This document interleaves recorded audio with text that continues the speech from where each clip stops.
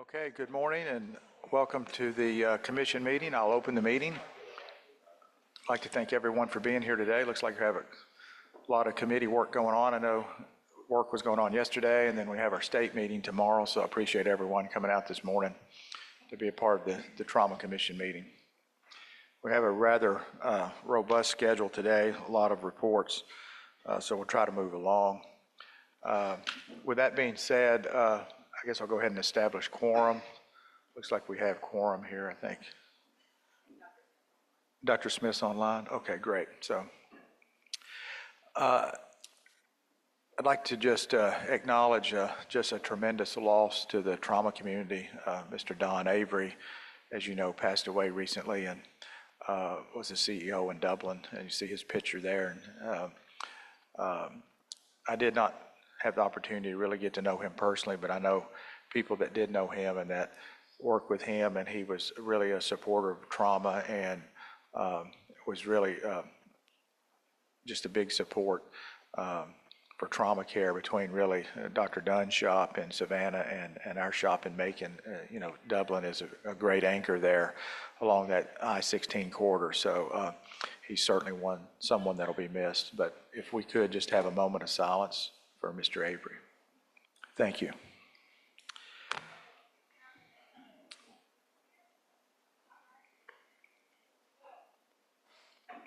And I'd like to thank our team for making the venue great. As usual, everyone works hard, and I'm very appreciative. Things look very professional today, and the venue is great. So thank you all very much for all your hard work.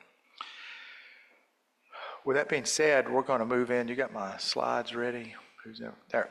So we just wanted to, really the commission members who may not go to the American Association for the Surgery of Trauma, I wanted you to have a chance to hear what you've done, and the audience as well that may not be able to go to that meeting. We have about a 10-minute presentation here that I'm going to give. You see the title there, Impact of the American College of Surgeons Trauma Verification on Statewide Collaborative Outcomes. This is something we all participated in, and the paper has been accepted. It's actually online now. It's through the Journal of Trauma. The paper journal will be out in March. It'll be in there, but they released it ahead of time online, and so everyone has access to that. I believe it's open access, isn't it? We paid extra to have open access, so you shouldn't have any trouble getting that. And this is your work. The Georgia Research Institute for Trauma, which is made up of all the trauma centers, is referenced there. So everyone gets credit for this for your CV or your institution. Make sure you take credit for that. So next slide. I have no disclosures. Next slide. So again, this was the talk that was presented at the AAST that went on to manuscript.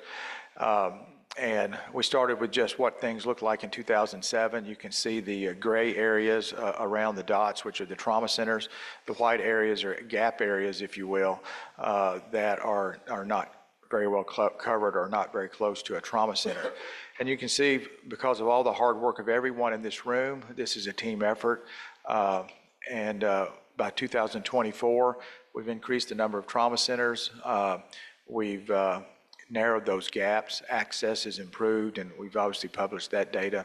And you can see the white areas are getting smaller. Next slide.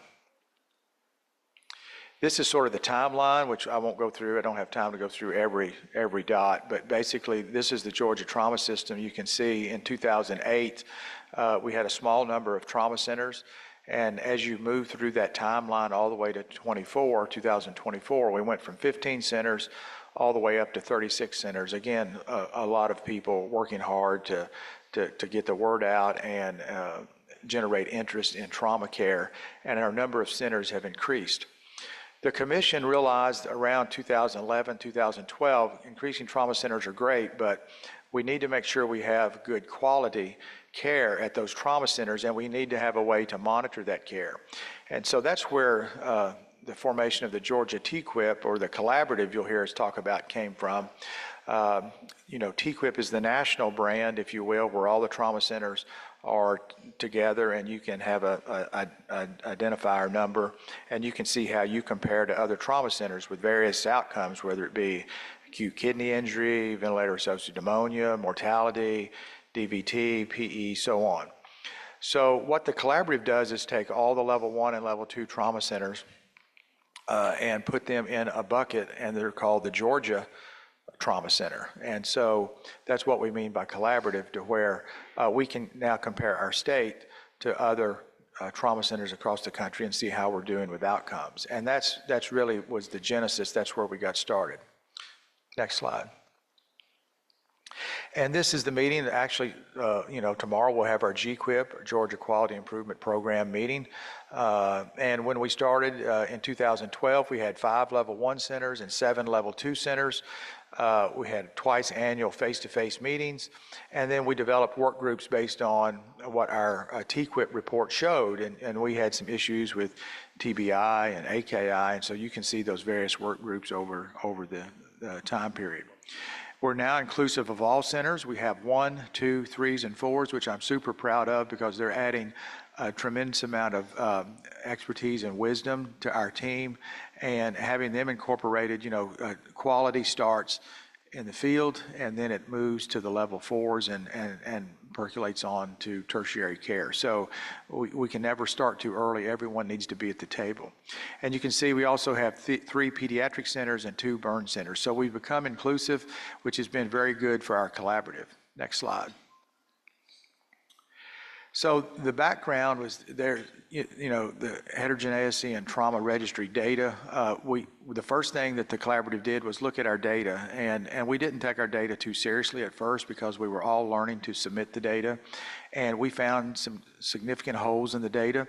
And through this work here by many people in this room, we were able to look at our data integrity and actually found ways to make the data better and improved our error rate in the data.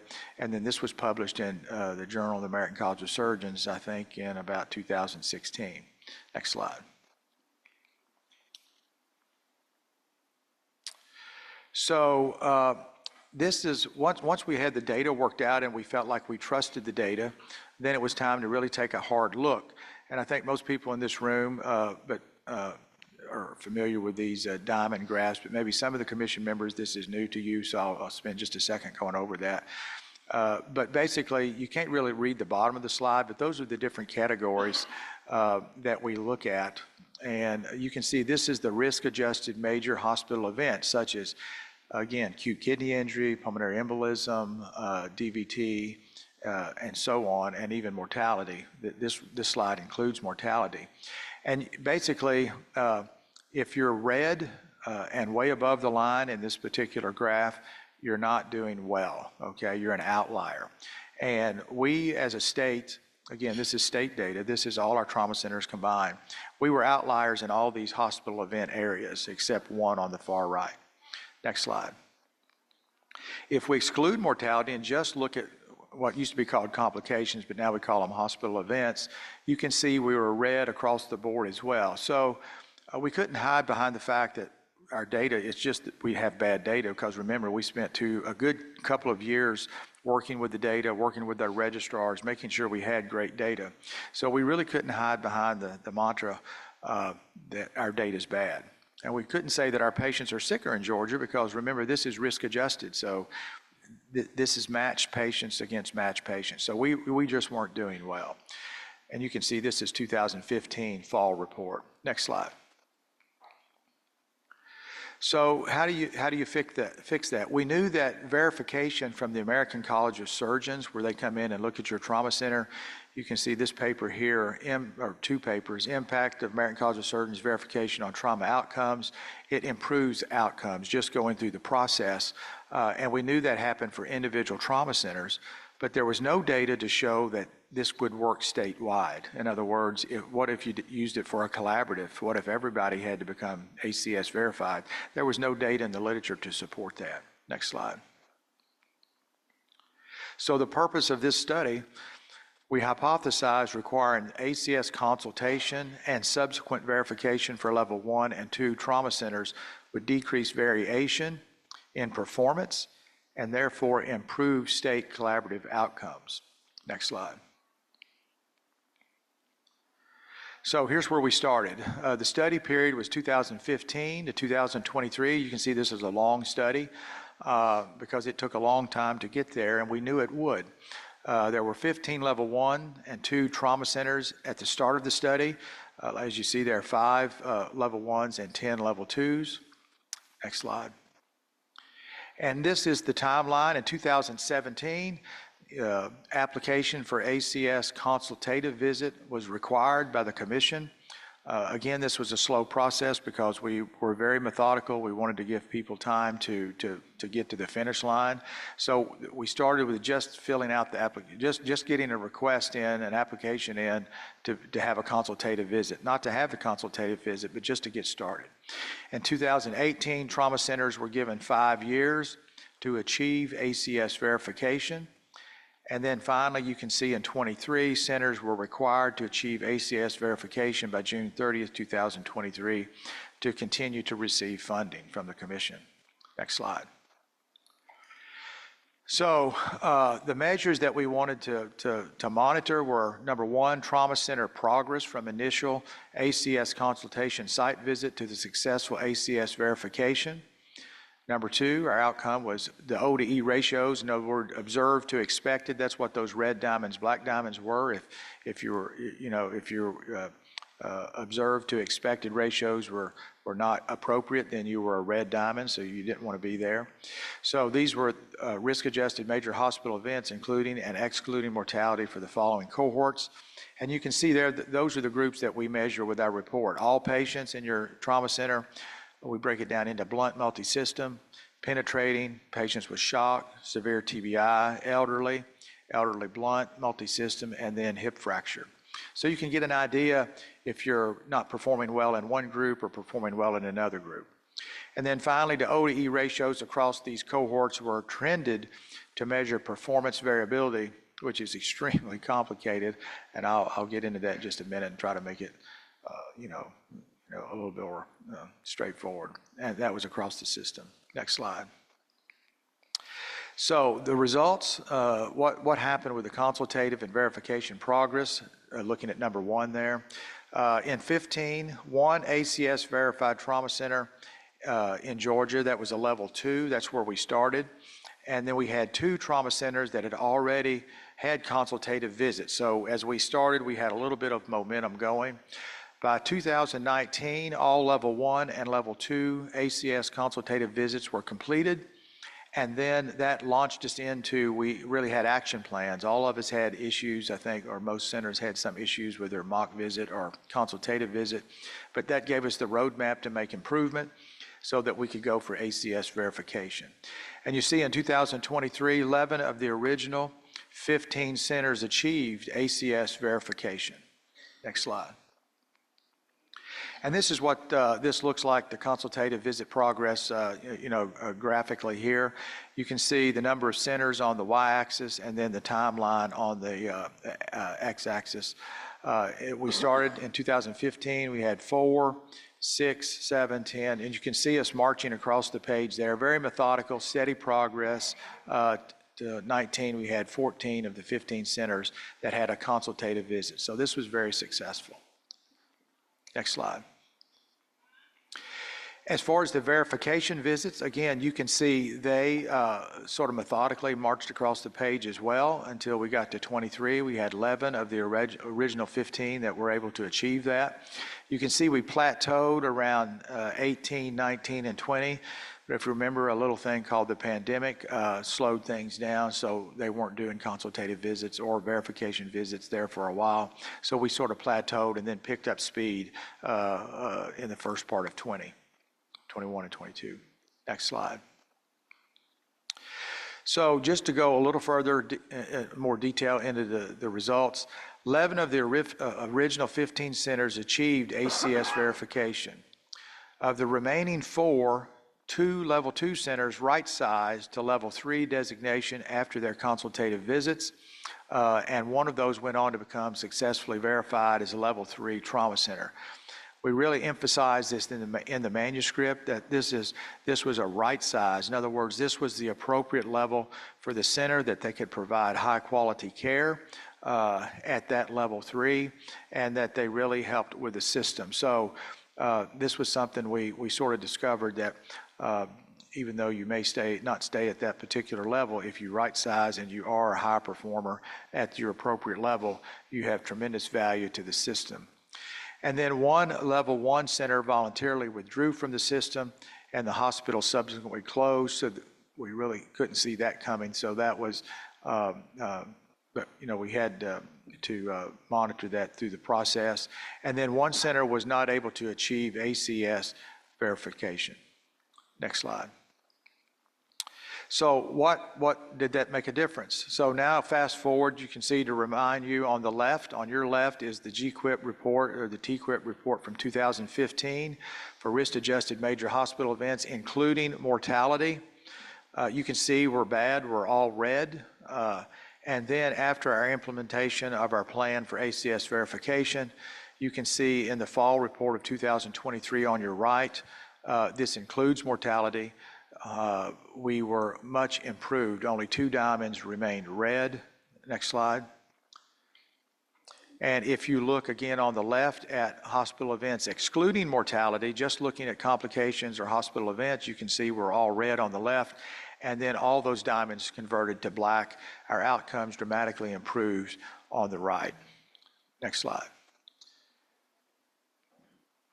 So just to talk about very briefly the variation. So basically, this is the raw data that we work from. This is your O to E ratios across the board on all those hospital groups on the left. I know you can't read that, but I'm just showing the homework here. We had a lot of data. We had O to E ratios, different years on different populations. And so how does that look? Next slide.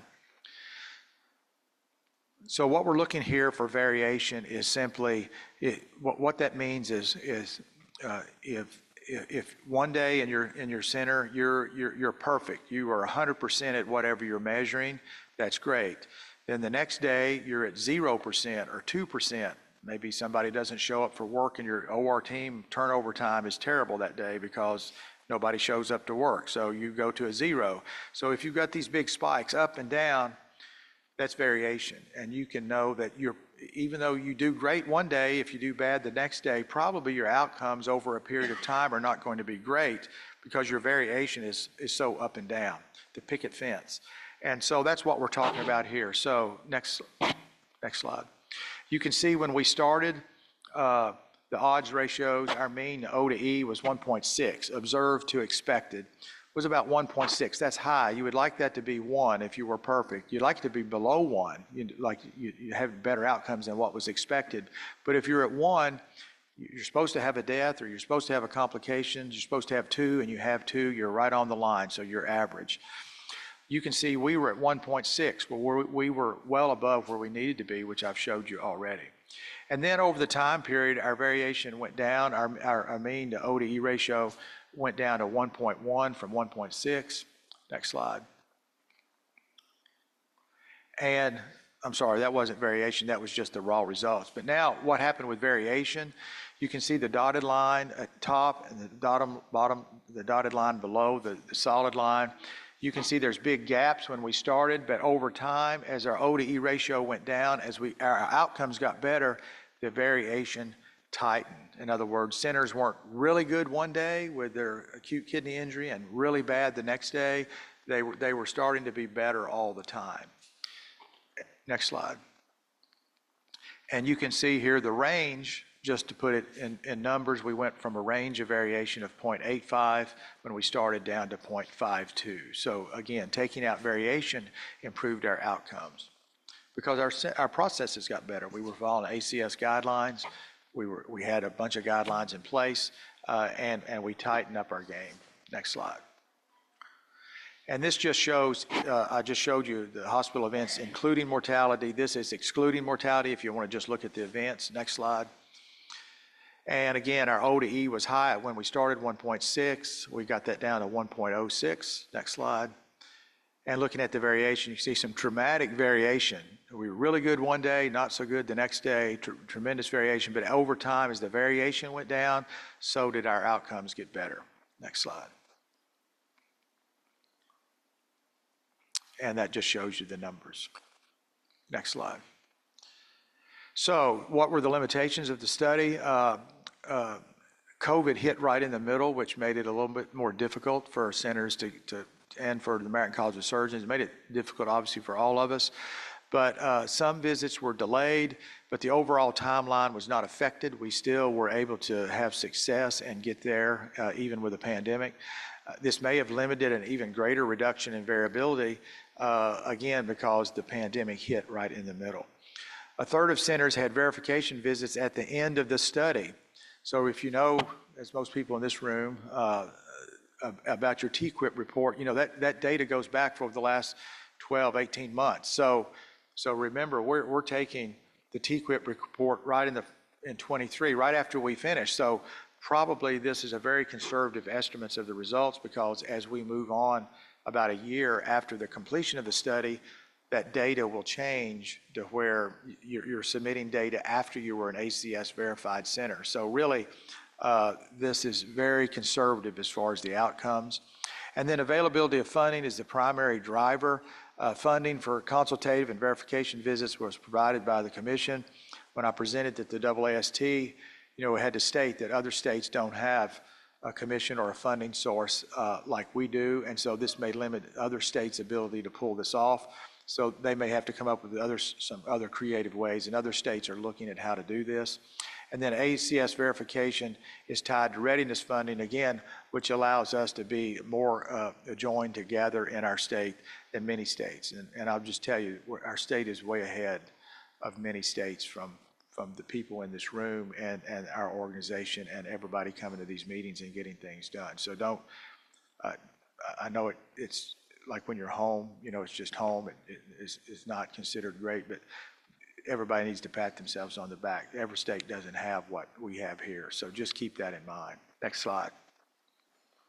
So in conclusion, implementing a statewide requirement for ACS consultation and subsequent verification can be achieved. We proved that. Again, this is the first time this has been shown statewide.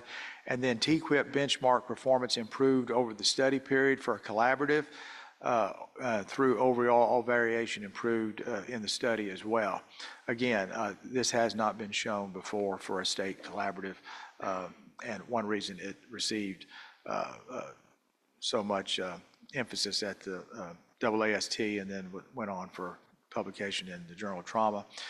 It also received, it was named as if you know anything about the Journal of Trauma, they pick one or two articles that are highlighted in the journal that are for CME, for surgeons, and for individuals. And it was chosen for the CME article that'll be coming out in March. So again, very good response. Again, for everybody in this room is something that we should be very proud of. And we've identified, I think that's what our patients want. I think that's what our legislators want. When we see an issue, identify it, number one, and then what can we do to improve it? And we did that, and then implemented a plan, and then followed our plan and looked at our results to see if it worked, and it did. And sometimes it will, sometimes it won't, but we always need to know what works and what doesn't. So anyway, I'll stop there and just see if anybody has any questions. First of all, from the commission, and then I'll take any questions from the audience. Did you want to go? There's one more slide after your. Oh, thank you. Forgot about that one. So these were just the last slide, benefits beyond measured outcomes, some things we didn't really anticipate. This was a grassroots effort. If you go way back, if you can think that far back to some of your committee meetings, the ACS verification requirement was recommended as formal motion by the GTC committee. Stakeholder-generated empowerment influenced state-level change.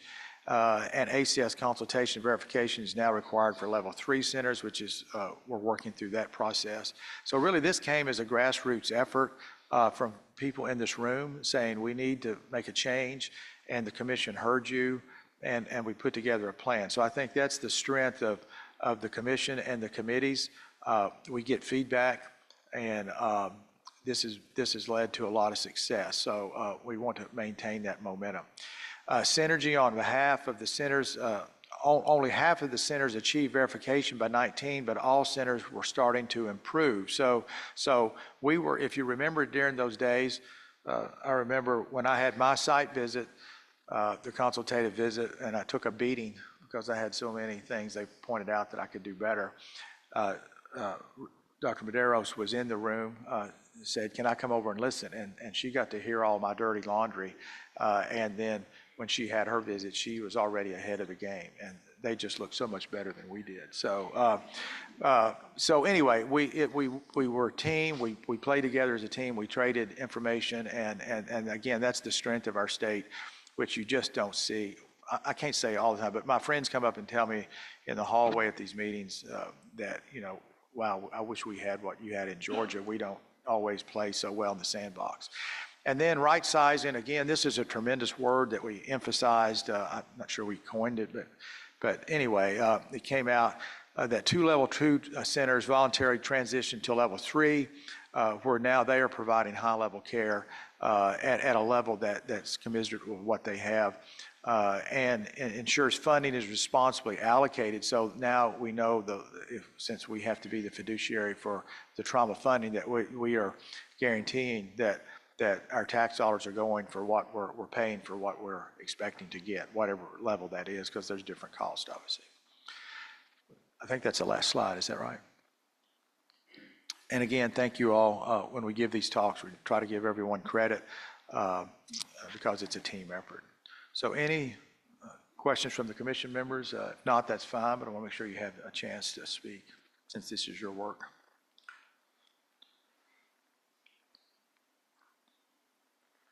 Okay, any questions, comments from the audience?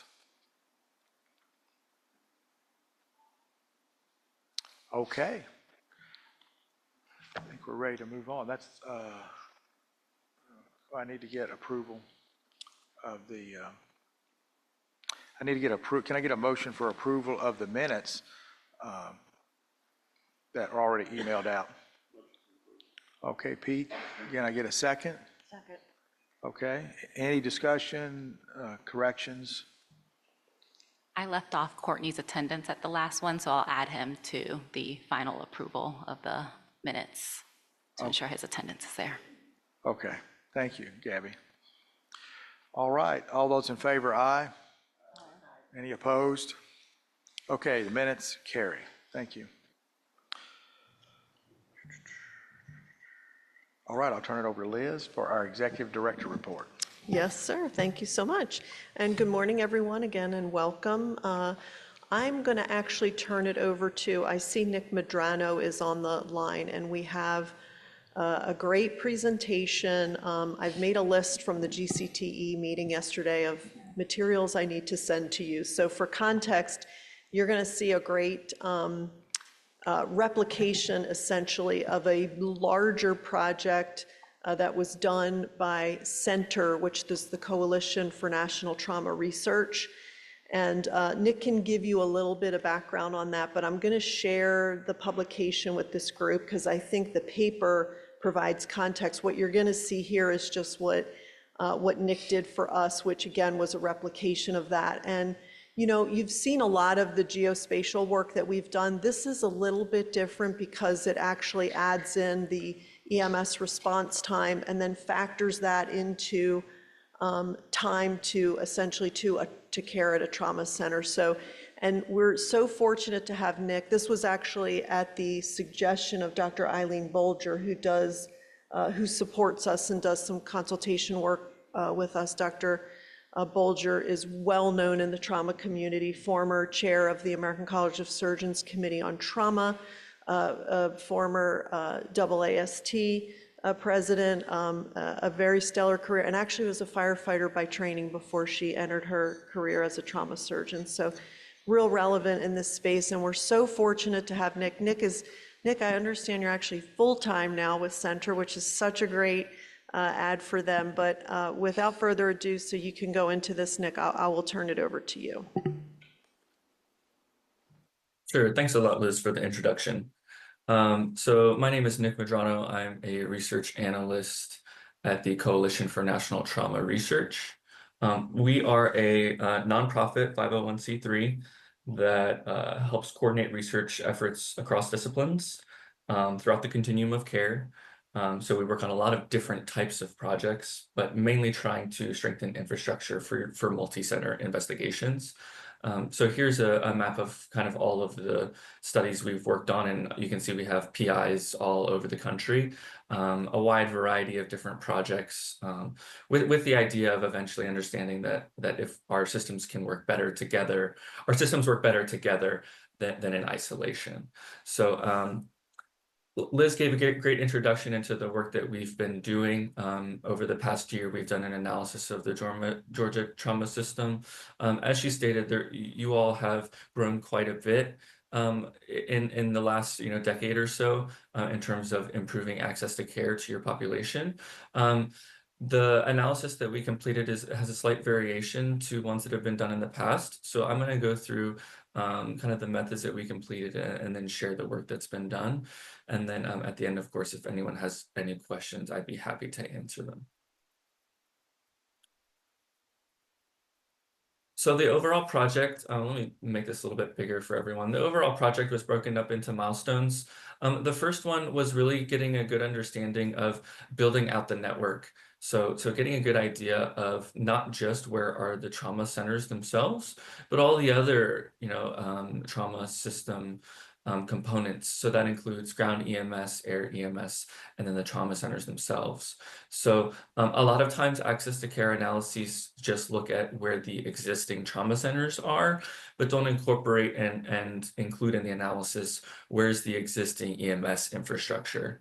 So that was kind of our first milestone in this project, was really getting a good understanding of where are all of our resources in the state. So we were able to kind of, and it took a little bit of going back and forth and really finding holes and gaps in understanding where this data was.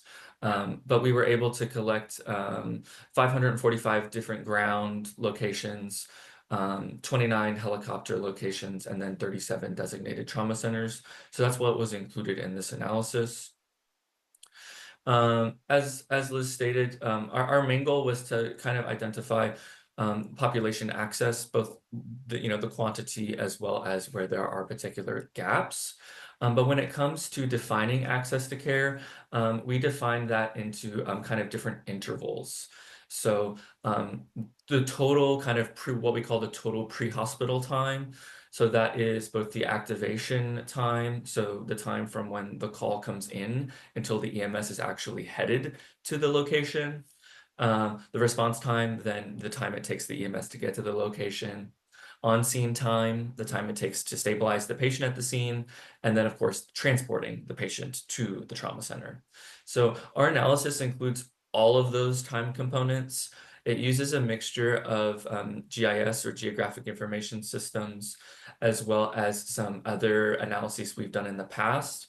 So when it comes to, for example, activation and on-scene times, what we've done in the past, we completed a study here at Center that looked at the National EMS Information System, or NEMSIS data set.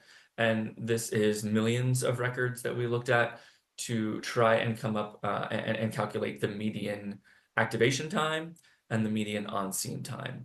And then we broke those down based off of rurality. Unfortunately, at the nationwide data set level, you can't break it down by state. So it's an analysis of the entire US data, and then broken down whether it's an urban, suburban, or rural environment. So based off of Georgia's ruralities, we're able to then incorporate those median activation and on-scene times into the GIS model. I have some results here, but I'd really like to just kind of show the results later in table form, which I think is a little bit easier. Milestone 3 was then mapping out these results so we can get a good idea of the geographic distribution of access. So potentially finding those gaps as were shown earlier on a few maps. So I will be sharing those.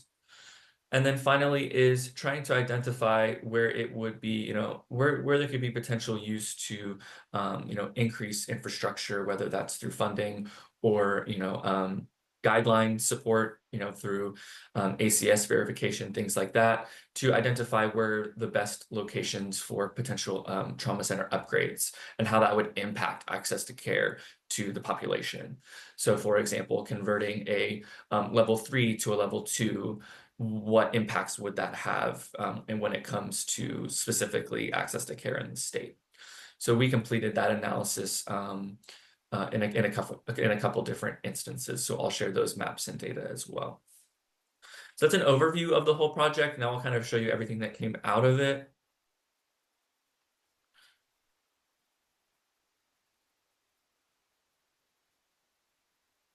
So milestone 1 was just building the network. And here we can see we started with just focusing on, we started by just focusing on understanding where the EMS locations are. So here are every red dot on this map represents an EMS, ground EMS location. This took many iterations of us going back and forth and verifying with different counties and ensuring that we included all of their ground locations so that we could have an accurate representation of access within the state. And then we do have highlighted in red the system status management counties, which from my understanding are managed a little bit different in terms of how the ground EMS are deployed, and not necessarily having a home base, but could potentially have a little bit more freedom in roaming their areas. So this was kind of the first step. And then from there, we added on all the other components to the trauma system. So all the trauma centers, level 1 through 4, pediatric centers, burn centers, air EMS, as well as then broke out into the different EMS regions. So this is kind of the baseline of all the data that's needed to really understand. We have to understand where all of our resources are to get a good idea and be able to run a model to figure out where our true accessibility is. Milestone 2 was looking at population access to care. So then it's breaking it down by trauma center level. So first, share some data with you all. So first looked at the mean and median minutes for EMS access specifically. When we were looking at accessibility, what we used for population was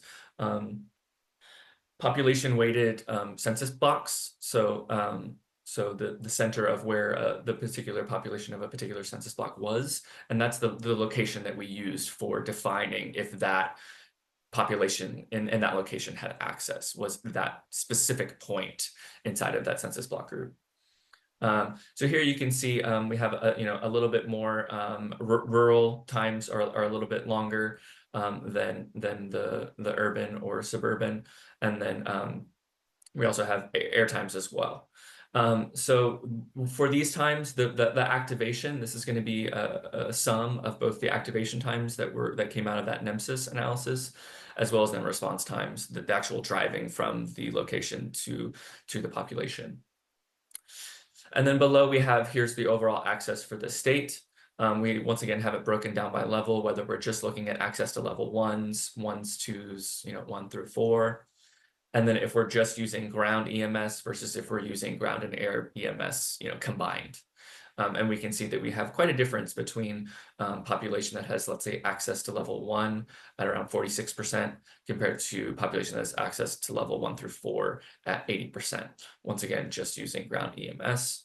And then we see that those numbers increase dramatically when we include air EMS as well. The only thing to note is that for ground EMS, we only used locations within the state boundaries. When it came to air EMS, we used, of course, locations inside of the state boundaries, as well as we verified any air EMS outside of the state, but that was licensed to come in and out of the state. So those were included in the analysis as well.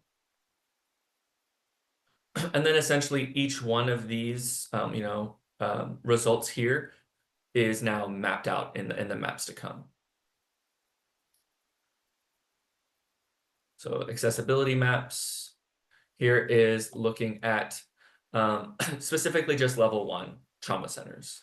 The dark area represents just using ground EMS, and then the lighter gray area is if we incorporate air EMS.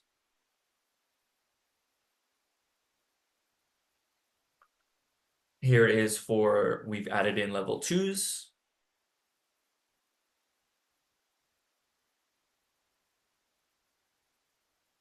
Added in 3s. And of course, we're seeing that we're getting better and better coverage of the state as we add in more of these centers. And then finally, when we include level 4s. So this is kind of how the system overall exists currently. Once again, this is not simply drive times from the trauma center. This is getting an understanding of if someone was to place a call and the nearest EMS was to respond, and then get to the scene, stabilize the patient, and then transport the patient. This is what 60-minute service areas look like.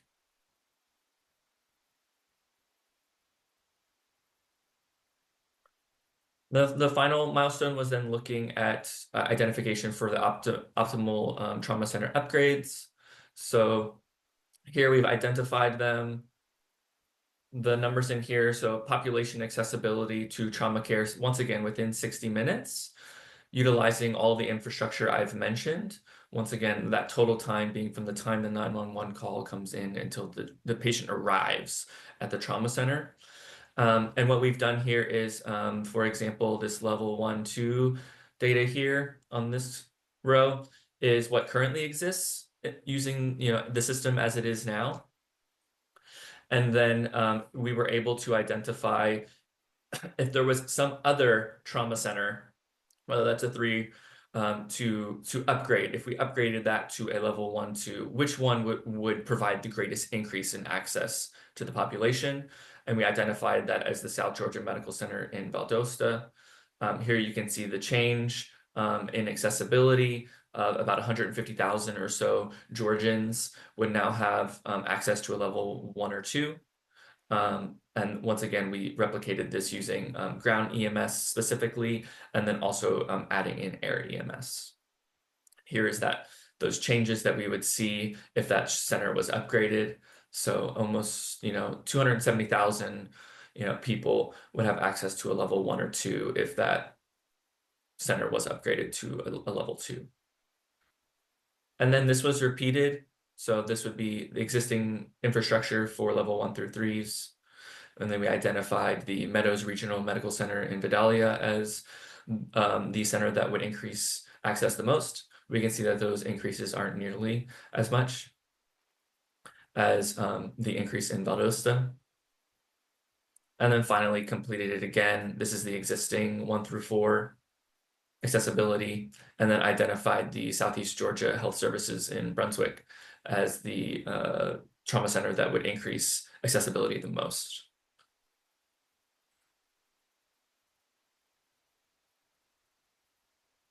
So here is then that data mapped out.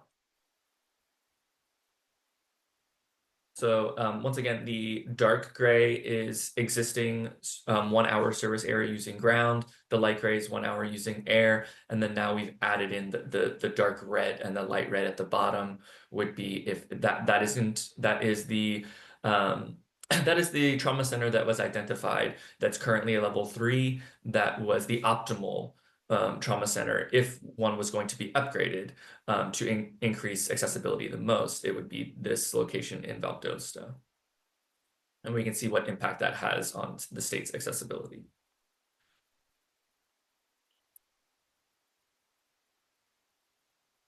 Here's repeated for levels 1 through 3. So in this case, the location in Vidalia was upgraded. So we can see filling in those gaps. And then finally, if we were going to create a new trauma center, just a level 4 from, excuse me, from a non-trauma center, if we wanted to create a new trauma center which one would fill those gaps the most, it would be this location in Brunswick.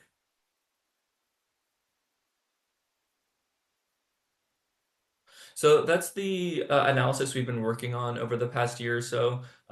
We see this as kind of a starting point. It's really, important to understand where are all of our resources. That's kind of the starting point so that we can identify these gaps and then, make educated decisions and, allocate funding appropriately to start to try and fill these gaps when possible.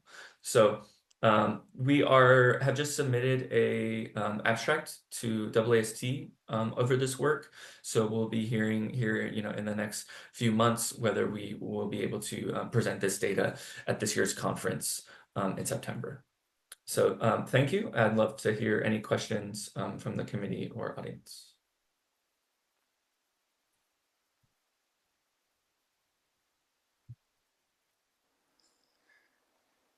Just a couple questions. Some of those gaps that seem to be surrounded by coverage, is that because they don't have an ambulance or they don't have air? There's just some that don't change over and they're surrounded by areas. Am I making sense? If you look on the south part, if you add in that Valdosta, there's that one county that still looks like it doesn't have coverage, but everything around it does have coverage. I'm just wondering what's happening there. So this one. Yeah, so we would need to look a little bit closer at the data to determine exactly in which part of the state exactly what's lacking. My my understanding is that the current Valdosta Trauma Center is a level 3. Please correct me if I'm wrong. So in this case, this region doesn't have a level 1 or a level 2 trauma center. So if we were going to try and transport patients to specifically a level 2, because that's where, let's say that patient could be treated based off of the injuries that they had, and a level 3 wouldn't necessarily be able to treat their injuries. This is a currently existing hole that we have. If I answered your question, if not, please let me know. If you'd like to clarify further. I'll grab Liz. There's just that one county that's still white, surrounded by all the colored counties. How's that one white and everything around it's not white? Are we talking about this location here? Yeah. Yeah, so that's going to come down to a population weighted centroid. So these counties are broken up into many, many different sections and pieces for this analysis, and my guess is that for this particular location, their ground EMS or air EMS is in the southern region. I would need to reference back to the original map. My guess is that this is this is probably 62 minutes, barely outside, and it just has to do with the existing infrastructure in this region, that it would take a little bit longer to actually get to this region compared to this might be farther away, but if the existing infrastructure can get to this location quicker, then it falls barely under an hour, and this falls barely outside of an hour. I'd have to look at the finer details, but yeah, this is a little bit odd how someone over here could have access, but someone here couldn't. I understand that. That makes sense. And then further in the southeast, is that representative of Jacksonville being a trauma center? I mean, do we include the trauma centers out of Georgia as far as covered map or no? That's correct. So when it comes to, and I did not mention that, so thank you for bringing that up. When it comes to infrastructure outside of the state, existing verified trauma centers from other states were included. So that's what you'll see are these hospitals that are outside of the boundaries. So those who are included in accessibility, as well as the air components from outside of the state. The only thing that wouldn't be included outside of Georgia boundaries would be the ground services.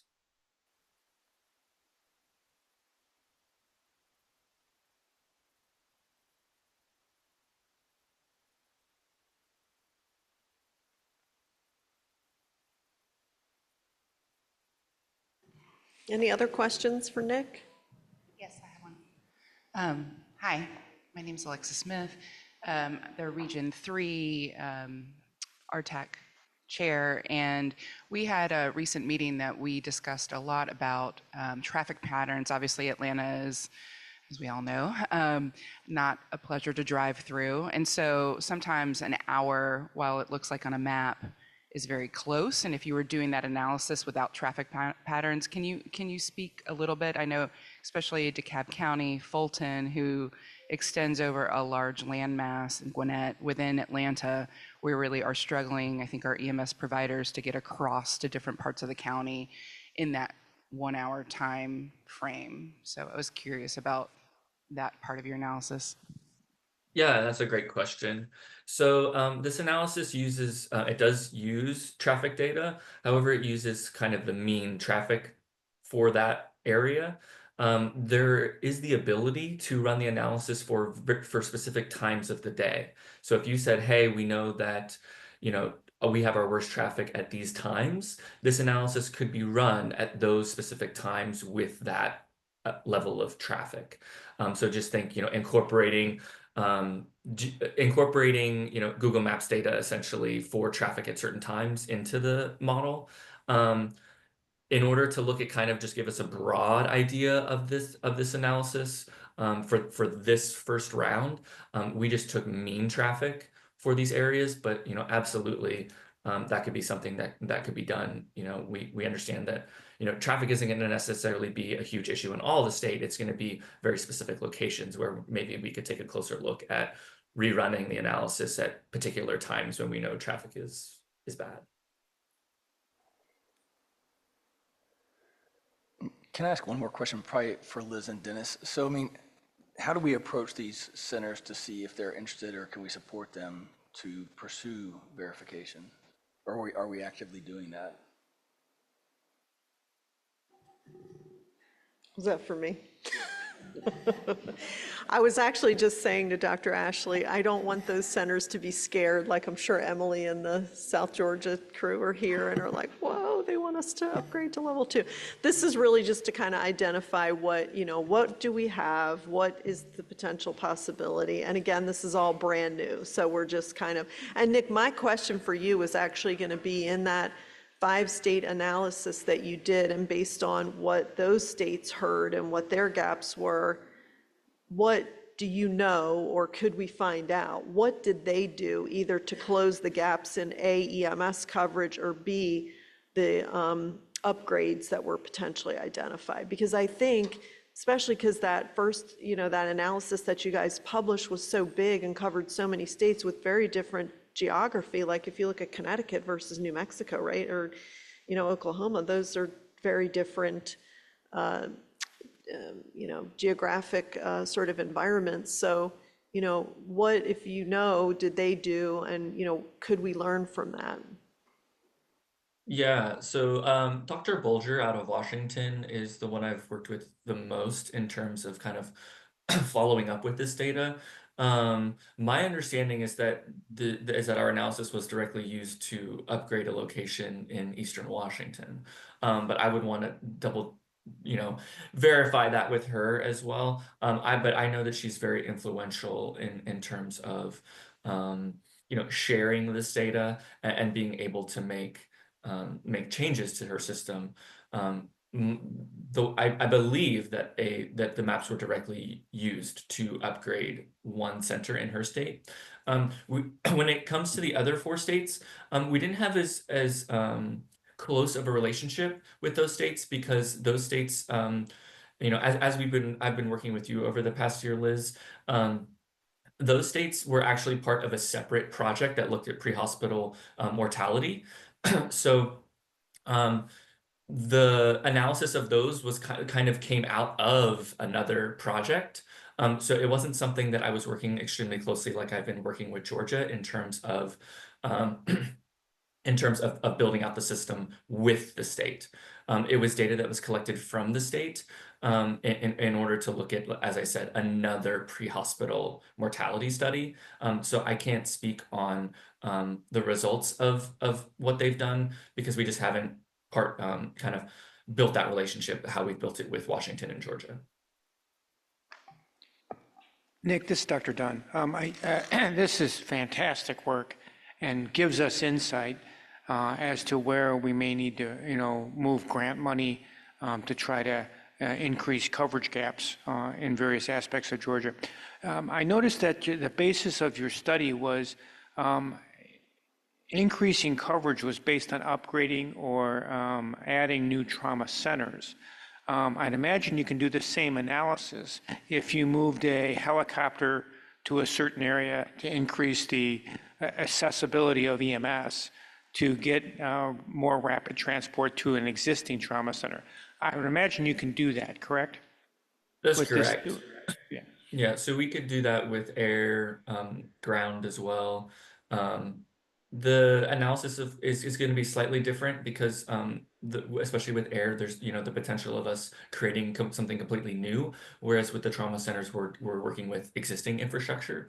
So it's just a slight variation on what we've done here, but absolutely when it comes to creating new infrastructure or moving an air location, that's definitely something that we can identify. And this tool becomes instrumental as various trauma centers come in and out of the system. For example, you use the example of Meadows going from a 4 to a 3 and how much improvement that could give in the system. Well, Meadows has dropped out of the system, so they went from a 4 to a nothing. So the coverage maps actually got worse. But this system or this platform allows us to get real-time access to what our coverage gaps would be when various centers come in and out of the system or various EMS agencies come in and out of the system or air. So I think this is a valuable tool for us. And I'll be mentioning a little bit about some potential funding opportunities or funding requests to be able to use this tool on a more real-time basis when I give my systems report. But once again, thanks, Nick. I really appreciate your hard work on this.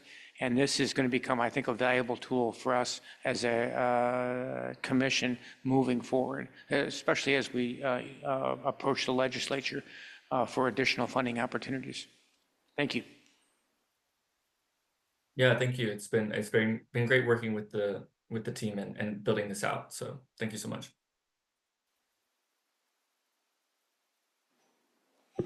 And Nick, thanks for your work on the abstract. Also, Dr. Ashley and I were just over here saying how happy we were that we didn't have to bring that across the finish line on the submission portal. Happy to do it. Thanks for that. Appreciate it.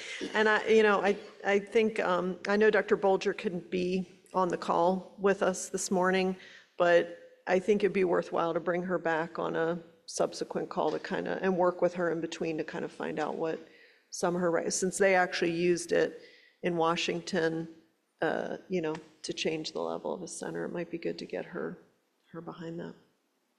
Thanks, Nick. All right, just a couple of updates before I conclude my report. For the commissioners, it's in your printed packet on page 36 and 37, and then if you're following along with us online, it's on page 79 and 80. I'm just going to hit the highlights so we can continue to stay on time here. The good news is that we have, we're on day 20, I believe, of the legislative session, and we have already presented on the AFY budget, which has already been through the House and moving through the Senate, and they have already started on the 2026 budget, which is very early this year. The last couple years, it's come down to the very last day of session, so that's always a nail biter when we're watching at 11:59 and 59 for them to pass the budget. The only concern that, that I'm hearing across this up at the Capitol is that with a lot going on in the federal environment right now, there's a lot of states that draw down a lot of federal funds, and they're prepping for what might be no funding or no drawdown on those funds. So luckily, our funding all comes from Super Speeder, but many of our agencies that we collaborate, our partners at DPH, DCH, they all draw down federal funds. So this is a little bit concerning in light of what's happening. So we'll keep a close eye on that. And the really good news is that if you all remember in our budget last year was the extra $4 million as a result of the trauma system stabilization plan. That has stayed in there again this year. So yay for an extra $4 million. So that's really great news. And so we'll obviously keep a very close eye on that as it moves through its process. And then the only other thing I want to hit on is that the administrators and trauma medical director groups are meeting tomorrow morning. I want to thank all the trauma centers and also, as I told GCTE yesterday when I presented up at the Capitol, I thanked all of the legislators for their support of you, from you guys to them for the support, because I think, that was a huge ask last year, but every little bit helps, and that you guys are so grateful for them, and that it was a huge gesture and well recognized by you. But, and again, I want to thank you guys for all the work on the financial KPI tool. As I mentioned last year when we were talking about that, there are a lot of physicians on the General Assembly, and they're they know a little bit about billing and coding and things like this, so they've asked questions about trauma activation fees and what happens with that money. So if you're not aware, there is language in the code that created the commission that the commission and the trauma trust funds are to be the payer of last resort. So we embarked upon this exercise through the administrator group with all the finance teams in your hospitals, and you guys came through in a huge way.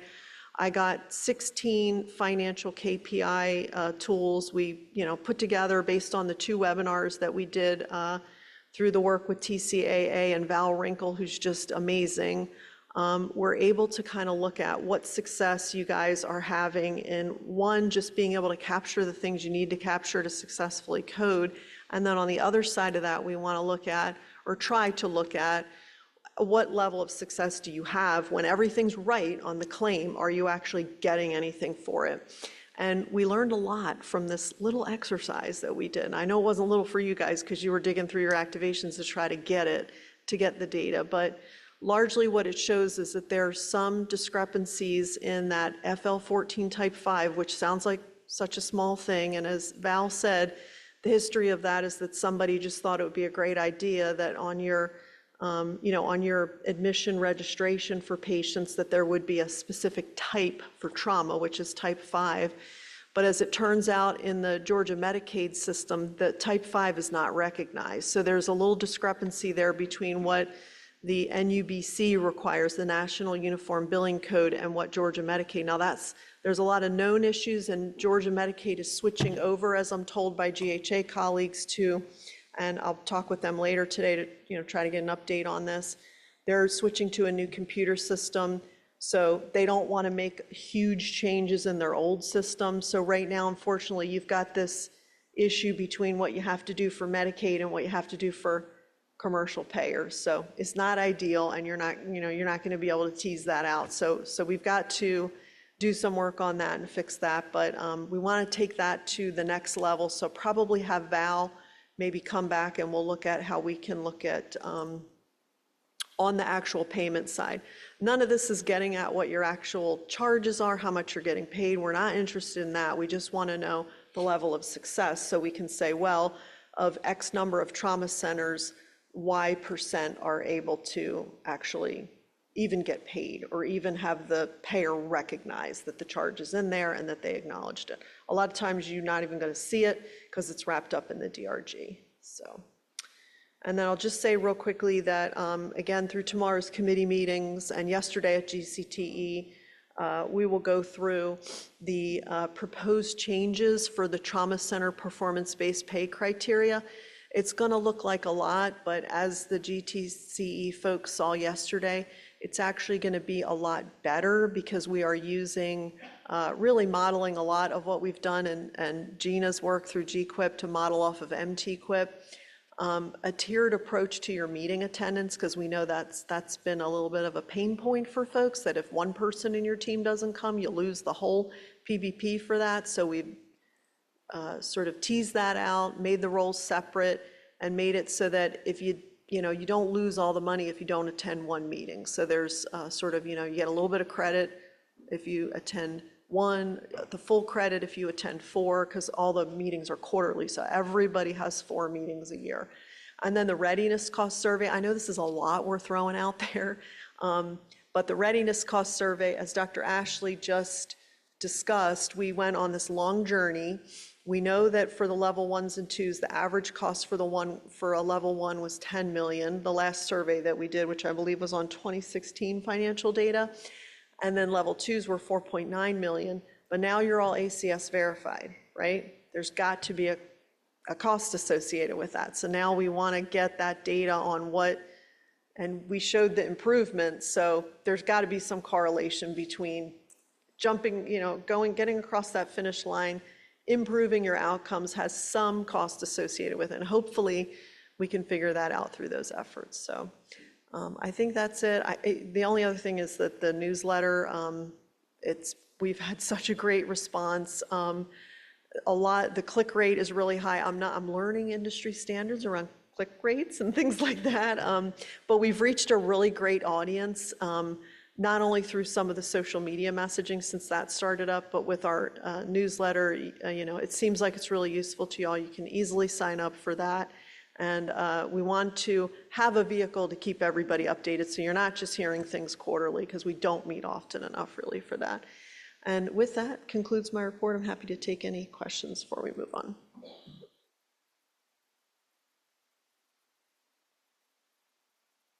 Okay, thank you, Liz. We'll move into the Regional Trauma Advisory Committee report, or RTAC, with Crystal Shelnut. Crystal? All right, good morning, everyone. So just a couple of updates first related to our coordinators. We're very excited that we have a new Region 9 RTAC coordinator. Coy Tippins began in January. He's an experienced flight medic and educator, really excited to hit the ground running in that region. After decades of service in trauma care, Anita from Region 8 has retired. So we do have the Region 8 RTAC position is currently vacant. We expect to fill that within the next month or so. This afternoon, we're going to host our first in-person RTAC chair and coordinator meeting. So we're really excited to get everybody together and kind of talk about some shared opportunities and goals and combined resources. So that's going to be at 2 o'clock this afternoon. We're also going to have a lot of conversations around the results of the educational needs assessment that was done and what that's going to look like for our regions. So a quick update on the Stop the Bleed program. You see in the packet I've included the updated map. Region 8 made significant progress in the last quarter. I think that they completed 12 bus garages with training and kit distribution, which has increased that program to 95% completion rate, which is really a lot to celebrate. Schools remain at 99%, and our expanded project has now impacted 60% of Georgia counties. So a little bit more on our needs assessment. If you'll remember last meeting, I discussed that survey had been sent out. It had 3 versions. We did an EMS provider, EMS leadership, and hospitals. And we really were overwhelmed with the 1,200 responses that we got to the survey. Really great information that's going to come out of that, with the types of information and education that our providers want to consume, formatting on how long the courses are these online or in person, the types of topics that need to be discussed. And then for our leadership is how can we best support their efforts for education and what are their perceived needs around that? And that's similar to the hospital survey. We did identify what I consider some very simple fixes in communication. I think that are things that our RTACs can really implement quite easily to better disseminate and advocate kind of information about our patients. So that's things that we'll also discuss this afternoon. And the last new addition that we've made for our RTACs is Gina's now going to be providing quarterly data reports that can be evaluated for tracking various programs that the RTACs are implementing. And I know Gina's going to give us a lot more information about that tomorrow. And then the last thing that I had is in your packet, we've got a quarterly report that comes out of each one of our regions, and they really are doing tremendous work through the RTACs right now. So I wanted to take just a quick minute to highlight some of the top activities in each of the regions. So Region 1, Scott Stevens, they hosted their first Pediatric Skills Day. So this was an online or an in-person hands-on training where they covered a number of different pediatric skills. It was very well received, and they've had a request for multiple more of those trainings throughout the region this year. So he expects to have an additional 4 training programs this year just on our pediatric skills. Region 2, Kyle Gibson, they are working on an alert rescue task force training course that'll be specific for their region. So this is an active threat response, and their goal is to have 50% of their counties trained in this by the end of the calendar year. So aggressive schedule, but definitely a needed training. Region 3, Danielle Johnson, they continue to work with their PI case reviews, agency protocols, and discussing emerging needs specifically around pediatrics. That was a recurring theme in our needs assessment. So they've really got strong participation in the trauma educational needs assessment with around 400 responses just out of that region. It was great.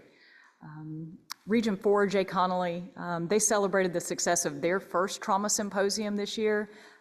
They've also had a large-scale training for Stop the Bleed with the Henry County HOSA, and they're having a lot more participation in their regional RTAC meetings. Region 5, Crystal Smith, they had received a large donation for some trauma equipment and mobilized a team and a U-Haul where they traveled to North Georgia, picked up a large cache of equipment, and were able to distribute that across their region. They had 30-something training mannequins that were distributed to many counties that didn't have access to any equipment. So that was a great accomplishment for their region. Region 6, Farrah Parker, they've undertaken a review of Stop the Bleed in their schools. So many of our counties or school systems began their training, and it was in 2018. So they're kind of having a methodical review of these schools and going back and redoing training efforts for some of our schools that might not have had that in a while. It's a new program, and they've already had 6 schools complete that, and they look forward to some larger scale trainings over the summer as well. Region 7, Brian Doherty, their injury prevention committee has established 7 life vest loaner stations around the lake where people are able to check out life jackets and return them after their fun on the lake. They've got great community partnerships with that and have had a great deal of success. Region 8, again, the Stop the Bleed success that they made in that region really was tremendous. Region 9, the new coordinator, Coy, has a meeting this afternoon with his EMS council where they'll be establishing their chair and the full RTAC committee. He's got plans for some advanced airway courses already and working on some trauma protocol updates for the region. And then Region 10, Kristen Spires, they've kind of built what I think is a unique structure in an education subcommittee where they're already implementing instructor courses, provider courses on a monthly basis. They've got a trauma symposium that'll be in August and are working on some large-scale trainings and disaster drills for MCI in their region. And that's all I've got for my report, but I'm happy to take any questions. Crystal, that's great work. I really appreciate you pulling all that together because it's hard for us to keep up with each region, but I like the new format where we sort of know what's going on. And, Good, thank you. I'm impressed with all the work that is going on in all the different regions, so thank you. Thank you. Does that conclude your report? Okay. All right, we'll move into the Finance and Budget Committee report. Pete Keonis. Thank you, Dr. Ashley, and good morning to all that are here. My report will be brief. We don't have any action to take or any motions to make, so it's very clear. As Liz brought up, the Stabilization Act will bring $4 million hopefully to us. 3.2 will go to the hospitals, with 800,000 going to EMS. So we're very thankful for that. Currently, along that trend, we're $1.23 million ahead of the pace for FY24. That's a cumulative total. That does not include fireworks. Along this note, I think we're all familiar now that we're hearing about possible cuts and things that are going on. Medicaid, one of them is the primary one that comes out. Some of our funding. So I encourage any ideas on other ways to raise capital for this to be brought forth. I'd like to see if there's any. I know at one time we looked at license tags. Just very concerned that we may experience a cut in the near future with this. In supporting strategic priorities, the PTSF, the Pennsylvania Trauma 4, I'm not sure who was working on that. Is there any update Liz? I'm sorry. We're getting a last-minute PowerPoint in here. Yeah, so that is a second round for, let me just not make this confused, second round for the center, the level 4 centers that had their initial consultative visits with Pennsylvania Trauma System Foundation back in fall of '22, I believe it is. And those visits are going to occur. So there were 5 centers that were eligible, and 4 centers are moving forward with. These will not be consultative visits as is the traditional format with a consultative visit, which is almost like a mock survey. These are going to be focused PI reviews. So what the findings and recommendations were in their first round, they will come back and say, hey, how's it going on your progress? What are you doing? And anything else that may have changed, because we know needs change over a 3-year period, what they need help with, because they have a pretty good, robust level 4 system in Pennsylvania, and they have additional standards on top of course, there are no standards right now because they didn't come out with level 4 standards in the gray book, but the ACS is working on releasing for open comment their level 4 standards. So they do a great job with this. They have a lot of really, germane experience, I think, and the centers found it exceedingly helpful. So I think this next round will be helpful as well. Thank you, Liz. The GQIP, Gina, do you have anything? No, the PI consultant. The consultant. Your contracted role. Mm-hmm. Yes, we got the position posted with Gabby. We worked on a hourly rate structure. I think it works very well. So moving forward with that. Great, thank you. And I want to thank on the Stop the Bleed, Crystal's done an excellent job coordinating this. I share accolades with Dr. Ashley on that. That's just a great job. Is there anything else you want to add to Stop the Bleed? Not at this time, but I'll reserve the right Stand to by. revisit that, right? I'll get quotes, thank you. Great. Moving on to the 2026 tiered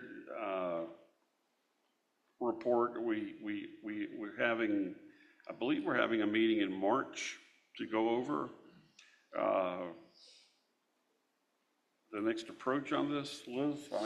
Yeah, this is actually for the PBP, and I already referenced that in my report where for the trauma centers performance-based pay, where we'll be changing some of the criteria.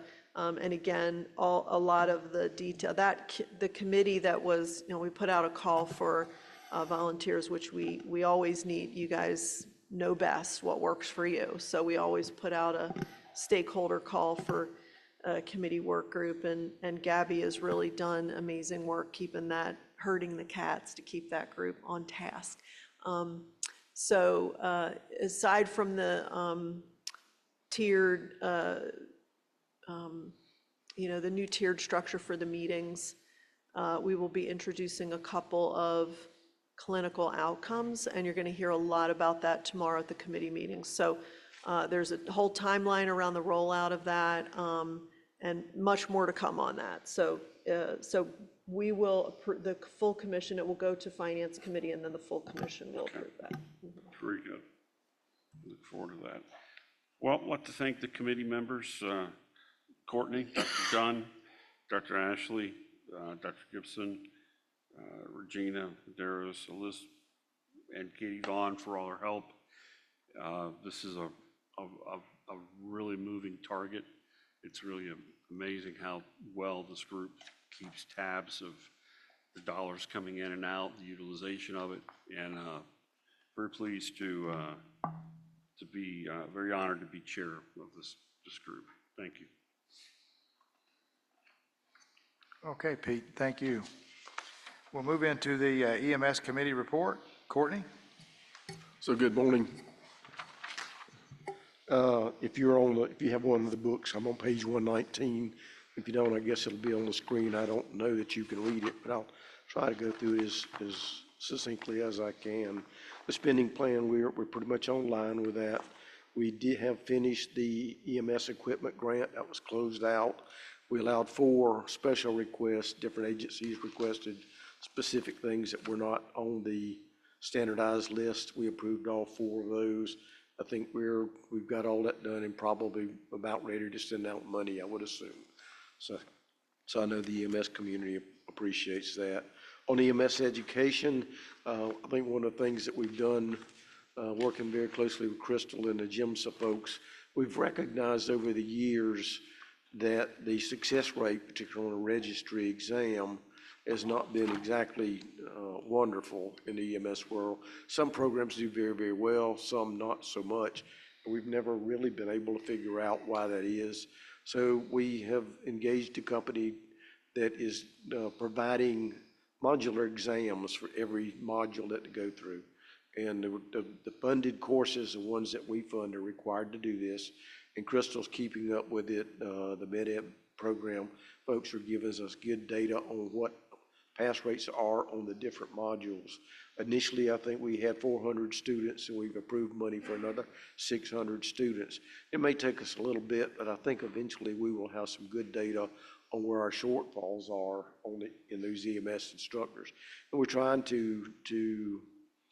not trying to be punitive to anybody, we're not trying to beat anybody up, but we are trying to figure out where there's shortfalls and where there's needs, and try to figure out if there's a way that we can support those needs and bring those programs up so that students will be successful. We continue to do a lot of EMS training through the GIMSA contract, and those are ongoing.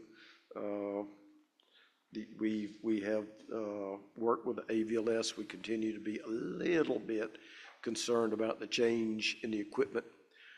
There is some changing coming up that we're not real sure that the newer devices will work with all of the ancillary pieces of the puzzle. And particularly, we have been funding temperature probes. So you can take a temperature probe and put it in your drug box, and if your drug box temperature goes out of alignment, then it'll send you a message on your phone. And the newer systems, we're not completely sure will support that. And Dr. Boone is working with those folks to make sure that we can make that happen. The EMS equipment grant was $1.6 million. 169 of the 171 agencies actually applied. And each agency, there is a base rate per ambulance, and that base rate per peak ambulance is $1,779. And that will be going out soon. Interhospital transportation, some of our work you saw earlier today with Nick. There's also some work being going on at the Capitol, trying to see if we can get funding for that same project we tried to do last year, which would be a pilot program, putting additional ambulances in different parts of the state to see if we can reduce the amount of time it takes to get a critical patient from one hospital to another, particularly from one rural hospital or level 4 center to level 1 or 2 center. That has been a huge issue across the state. There have been some patchwork stuff done. The state office actually changed the rule. I think that's in effect now, is it not, Kelly? The new rule. Okay, it'll go into effect next month, and that was part of that rule change was done to support these rural hospitals, and so now it will be legal for a nurse with some extra training, I think, to ride in the back of an ambulance on an inter-facility transport. I think we'll even allow physicians. I don't know. So that may help with some of the rural hospitals and inter-facility. I know at least one county was looking at a cooperative agreement with a hospital and the ambulance service. Ambulance service would provide a vehicle and a driver, and the hospital would provide the person in the back to take care of the patient, because they're having, in that particular area, they literally have 5-6 hour wait times to get a critical patient transported. we did a thing a year or so ago, or last year, with EMS recruitment. We have paused that project because we're trying to get a little bit more information on how effective that project is. And we may fund that again, but it was a video production trying to encourage people to get into the EMS profession. We are working, I hope, if you're interested, March the 20th is a called meeting of the EMS subcommittee. You know, March the 20th, we will be working through our educational budget. The RTAC folks, with the work that they've done on their needs assessment, are going to present. The gyms of people will be there to present, and we encourage anybody else who has a need to come present. I will, however, tell you, if you have a problem and you bring me a problem, then it's still going to be your problem. If you bring me a problem with a solution, we might be able to work something. Because I have a lot of folks who come to me and say, we want you to do this class. Well, how much does it cost? Well, I don't really know. Well, who are you going to teach it to? Well, we're teaching these group over here. We don't have time to figure all that out on March 20th. So if you're interested in funding something, please bring us a really succinct and objective outline for that. That will be March 20th at Madison, and we will be laying out our spending plan for that. So I think, we are considering and love some input about additional help to EMS instructors. So we are doing the modular program so that we can find out, or the program so that we can find out what their scores are on standardized exams. But we're also concerned that maybe some of our EMS educators don't have the background. They have the background in EMS, but do they have their background in education? Because there's a knack to it, and there's a lot of work to it. And so we're looking at a couple of different ideas. Talk about them more on March the 20th. One would be an EMS educator toolkit that could have all of the information that they need, including the video presentations, the slide deck, the lesson plans, all the things they would need to start the program up. The other thing I'm actually looking at, we've had some great success, I think, with the EMS leadership program. That has been extraordinarily successful. It's a year program, 1 week per quarter. They go to classes for that week on leadership issues, management issues, billing issues. We're looking at the possibility of doing something similar to that for EMS educators, to bring them away from their normal day-to-day life and make sure they know how to teach effectively. So that's the EMS report. I'll answer questions, and I want to morph into something else if I could, Dr. Ashley. Sure, go ahead. If anybody's got a question, I'll try to answer it. That's good. I don't have to. I want to introduce somebody. Kyle, will you stand up? This is Kyle Payne. And Kyle is a videographer and a producer, a television producer. We are finally kicking off, we hope, the March Pause event. And we have contracted, or we've got a bid now from Kyle. He's worked with our hospital for quite a few years doing videos for us, does a great job. And we are going to work with him to produce 6 videos. 4 of those will be training videos, and 2 of them will be general information videos. So the 2 general information videos, one I hope to, I don't know exactly how to put this kindly, but there's a lot of ignorance in the world about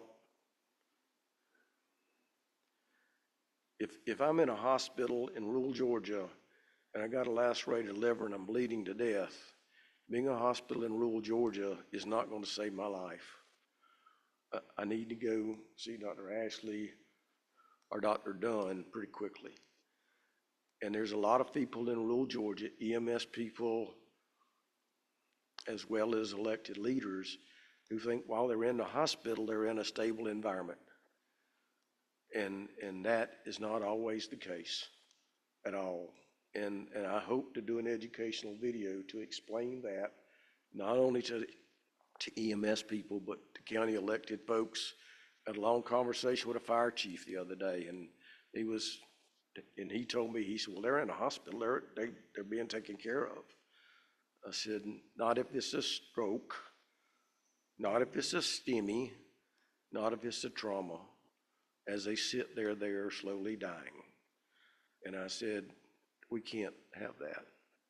And I want us to do a video to try to make these people understand that EMS was invented in 1966. The idea was pick up somebody, take them to a hospital. We have changed hospitals with the regionalization and specialization of care. We have redesignated and redesigned them, whatever term you want, but we haven't done that for EMS. We're still funded, we're still considered, pick them up, take them to the hospital.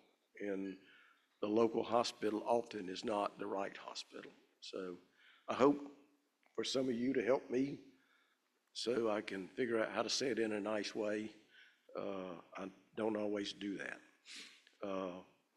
But we are working on that. I'll be working with the RTAC group later today to try to work out all of the ins and outs on how we do that, how we do the March pause. And we've got a budget or a agreement more or less to start doing those. We just got to get the devil's in the details, and we're going to work those out this afternoon. And I'll answer questions about that or not. Thank you. Thank you, Courtney. That was a great report. And so certainly education is needed in that area, and that may be where it starts, really, a good conversation like you had with that individual that really just didn't realize they may not be stable in that hospital, you know, if they've maximized the care that they can provide. So that'll be great. Thank you. All right, we'll move into the level 3 and level 4 Trauma Center Committee report. I believe Dr. Alicia Register will be giving that report. Hey, good morning, everyone. Can you hear me fine? Yes, Dr. Register, we can hear you. Go ahead. Great, thank you. So actually, this dovetails perfectly off of Courtney's update with March Pause. So for trauma education, we're still working towards the goal of March Pause and completing this course. So now that we have a videographer tomorrow in person, we can have further discussions on what the next step is as far as creating videos and what the next step is to finalizing March Pause to fruition. For the PTSF consults, this has been talked about earlier in the meeting. So basically, the Pennsylvania Trauma Systems Foundation is coming back again, I think sometime this summer, from what I've heard, to revisit these level 4 centers and do a deep dive into like our PI processes. As we all know, that's one of the greatest challenges when we have our consult visits. And so for the level 4s that don't have the ACS coming, we have the PTSF. And so I think this is going to be really valuable to our level 4 groups that are participating in this. So I look forward to that. For the inter-rater reliability process for level 4 centers, we're continuing to work forward in this. It basically really helps validate our data. As we all know, that's so important that if you don't have good data, you can't have good actions off of that data. So this is just an effort for our level 4s to validate the data that we do have. And then our Trauma Connections group, we're continuing to work through our registry subcommittee in the Georgia Center of Trauma Excellence. And then finally, the performance-based payment model. We have our level 3-4 trauma program managers that are helping participate and give our perspective from level 3 and level 4 trauma centers what a responsible and appropriate payment model looks like. We're not asking for anything this time, so I appreciate y'all's time and opportunity to speak this morning.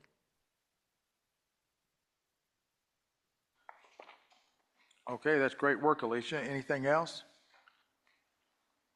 I don't have anything. Does anyone have any questions? Any questions for Dr. Register?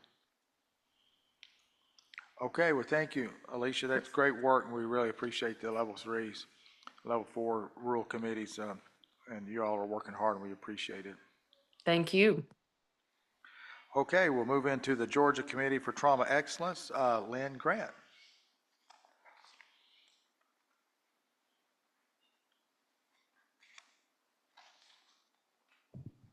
Good morning. Can you hear me? Oh. First of all, I also want to thank you for remembering Don this morning. That was very special, and we truly appreciate you remembering him, as he was a phenomenal man, and we greatly miss him at Fairview. But we thank you on behalf of Fairview, Terry shared that y'all were doing that. So all the C-suite administration personnel is very thankful. So thank you for that. We had our first GCTE meeting yesterday for the year, and I also want to highlight all of our subcommittee chair personnel. They do a great job with these subcommittees. It's a lot of work on top of their daily work outside of this. So I really want to just thank them and appreciate them for all the work that they do on this. For our pediatric subcommittee, they're collaborating with the education subcommittee to create a pediatric transfer toolkit to disseminate to all the centers. That's still in the works. So collecting information on that. The QR code is still available to collect information for EMS compliance with age-appropriate safety restraint, and they continue to provide EMS education and resources on safe transport on that. The Injury Prevention Subcommittee is assisting the Georgia Trauma Foundation on the Trauma Awareness Day, which is next week. The Stop the Bleed virtual training blitz was held in January. They had over 500 participants in 2 days. So now they've had 8,500 Georgians participate in these webinar offerings since 2021. So I think that's a great outreach on that. They're also developing resources that can be co-branded for use by all the trauma centers and trauma system partners that they can use to provide injury prevention resources to their centers and communities. Our education subcommittee, we have a new chair, Ms. Julie Freeman from Kennestone, and co-chairs Emily Russell from Grady, and they're working to increase their active members to that subcommittee.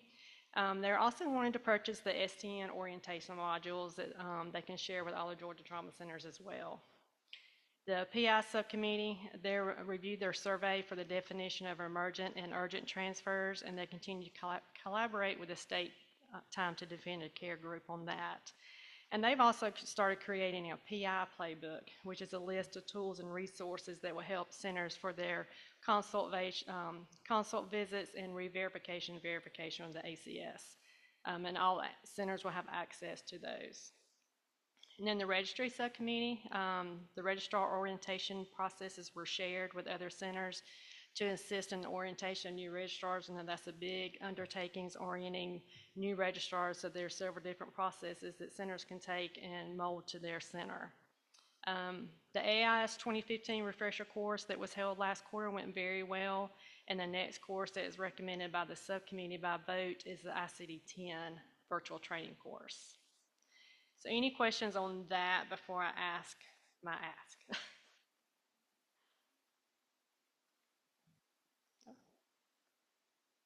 Okay, so the first thing, the education subcommittee would like to purchase the orientation modules from STN. The cost is $3,000. We have permission from STN to order one set of orientation modules and then be shared with all the ACS verified or state designated trauma centers in the state. And these orientation modules can be adapted to each facility. You can probably do both your requests in one. So the second thing is the ICD-10 virtual training course. We would like to ask $60,000 for the ICD-10 virtual training course. The cost is $600 each, and this would provide 100 slots for all the positions to abstract patient data into the registry. I think it says 57 in your packet, but yesterday at the GCTE meeting, my suggestion to them was to up it because we have a lot of centers in the pipeline now, and it's better to get the training early because once they get started, it's hard to break to get the training. Is that for all centers or just level 4? All. Everyone.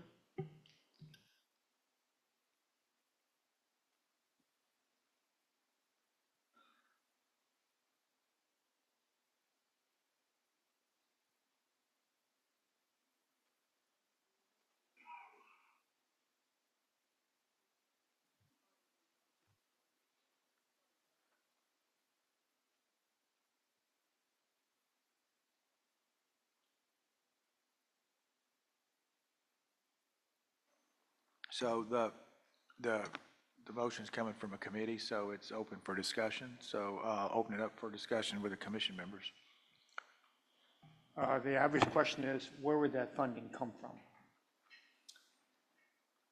So through the finance committee, we still have to consider reallocation fund. We have fireworks funds, so you have money that we just need to allocate, yeah. Mhm. So it wouldn't be a reduction across the system. This would be, we'd be able to pull it from additional monies without having to take away from our current funding priorities. Correct. And this is for the current fiscal year budget? Yes. Mhm. The only caveat is, with the ICD-10 course, I'm not sure how that works. We, with the way our money works, we just have to get the purchase order before. So, we do this juggling act at the end of the fiscal year where we may need to do it out of 2026 funding and just use 2025 for something else if I can't get a purchase order in time to get the money encumbered, so. Lynn, obviously ICD 910 has been around for quite some time. Do we have any idea how many registrars have already been trained on ICD 910? A lot have, but this course, they have a basic course for our new registrars, and then they also have an advanced course for our more seasoned registrars, so everyone would benefit from it. They would just choose which course to go to. And as a reminder, ICD-10 is now required in the Gray Book for registrars, so we're trying to help centers meet that. Right, but my point is that ICD-10's been around for a while, so I'd imagine some registrars are already been trained on it. Yeah, Correct. true, but it's kind of like your skills courses, like you can never have it enough. Like, it's one of the things where you got to revisit it. It's not fresh if you've not had it for a while, so. And turnover as well. Yeah. We've had a lot of turnover of registrars. And this would be a one-time training, right? Because then we come into the same issue that Liz just addressed. If we train them once, are we going to have to train them again in 2 or 3 years, or, a year or whatever? Yeah, the ACS requires every 5 years you have to have a refresher. And just so people, because I think that was a really good question, and it might not have come across as clear as Lynn was trying to make it. So the request is to purchase seats.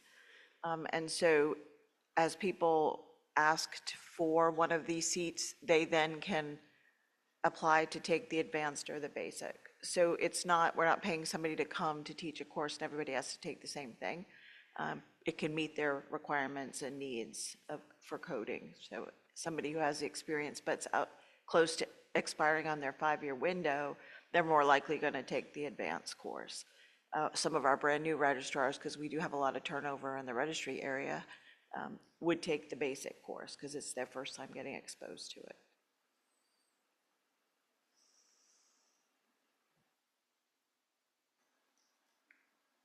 Was there a question back here? Anybody thought I saw a hand? Guess not. Okay, must have been answered.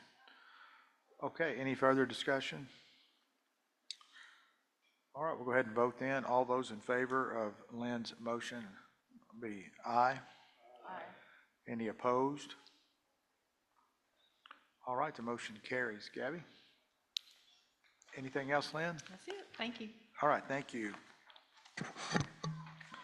All right, the last report before we move into a 15-minute break will be the Rehabilitation Committee report by Dr. Vox and Dr. Anderson.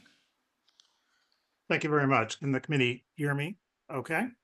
Yes, Dr. Vox, we can hear you fine. Okay, fantastic. Yep, I'm joined today with Dr. Rita Anderson, who is doing fantastic work analyzing the available data. And we've been having a series of meetings with her in order to best to kind of achieve the American College of Surgeons recommendations for better integrating the rehabilitation system into the trauma system. A portion of the committee's work also includes reaching out to other community organizations and agencies involved in the full rehabilitation spectrum.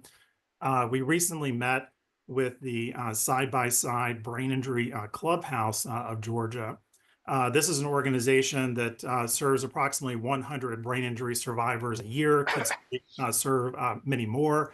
These are folks who have all been through the trauma system, certainly a lot of roadway accidents, but other types of traumas as well.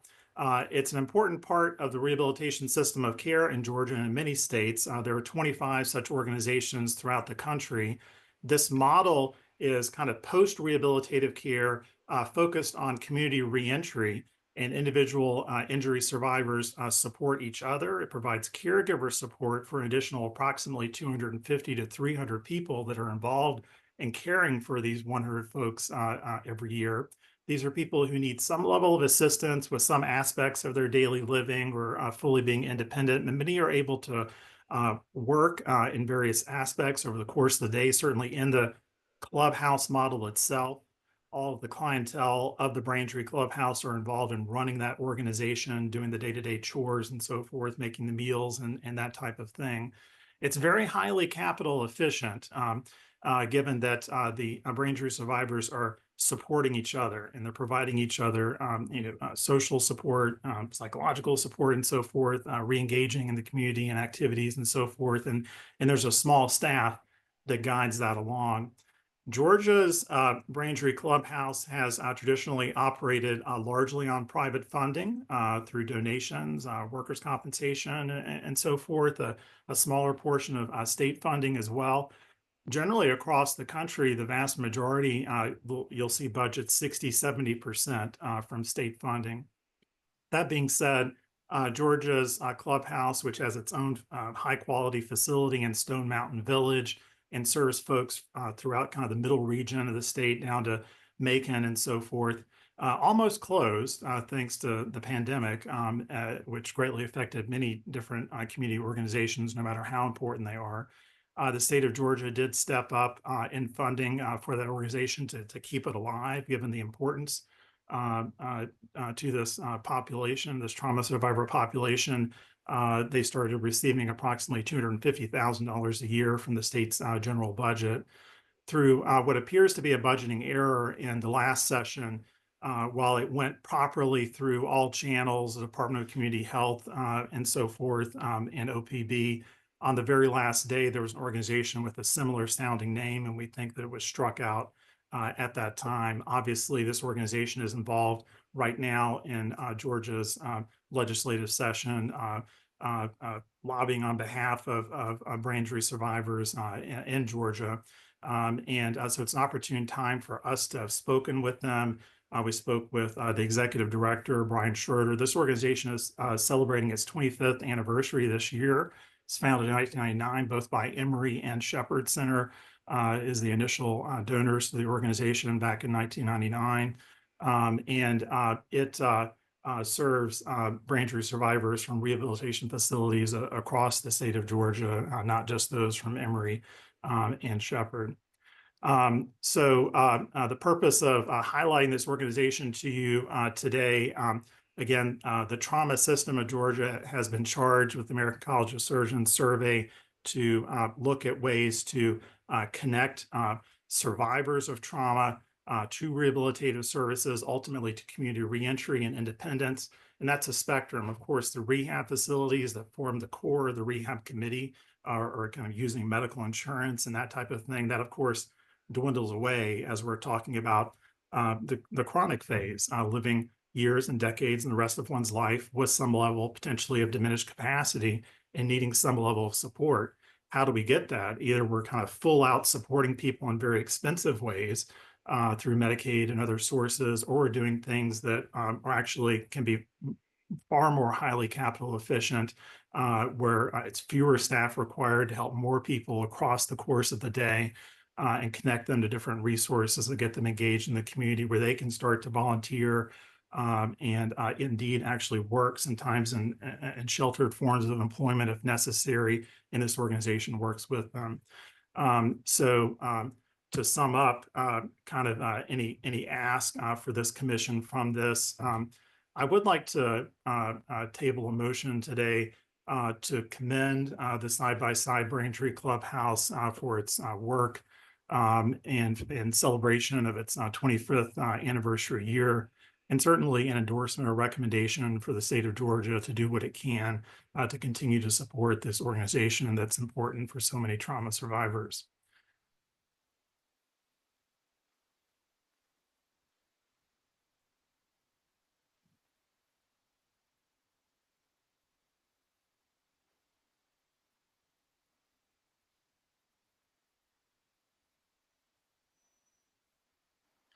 Okay, so thank you, Dr. Vox, for that update. And again, coming from a committee, we don't need to, it's a motion on the floor, so it's open for discussion for the commission. Any questions for Dr. Vox regarding the motion?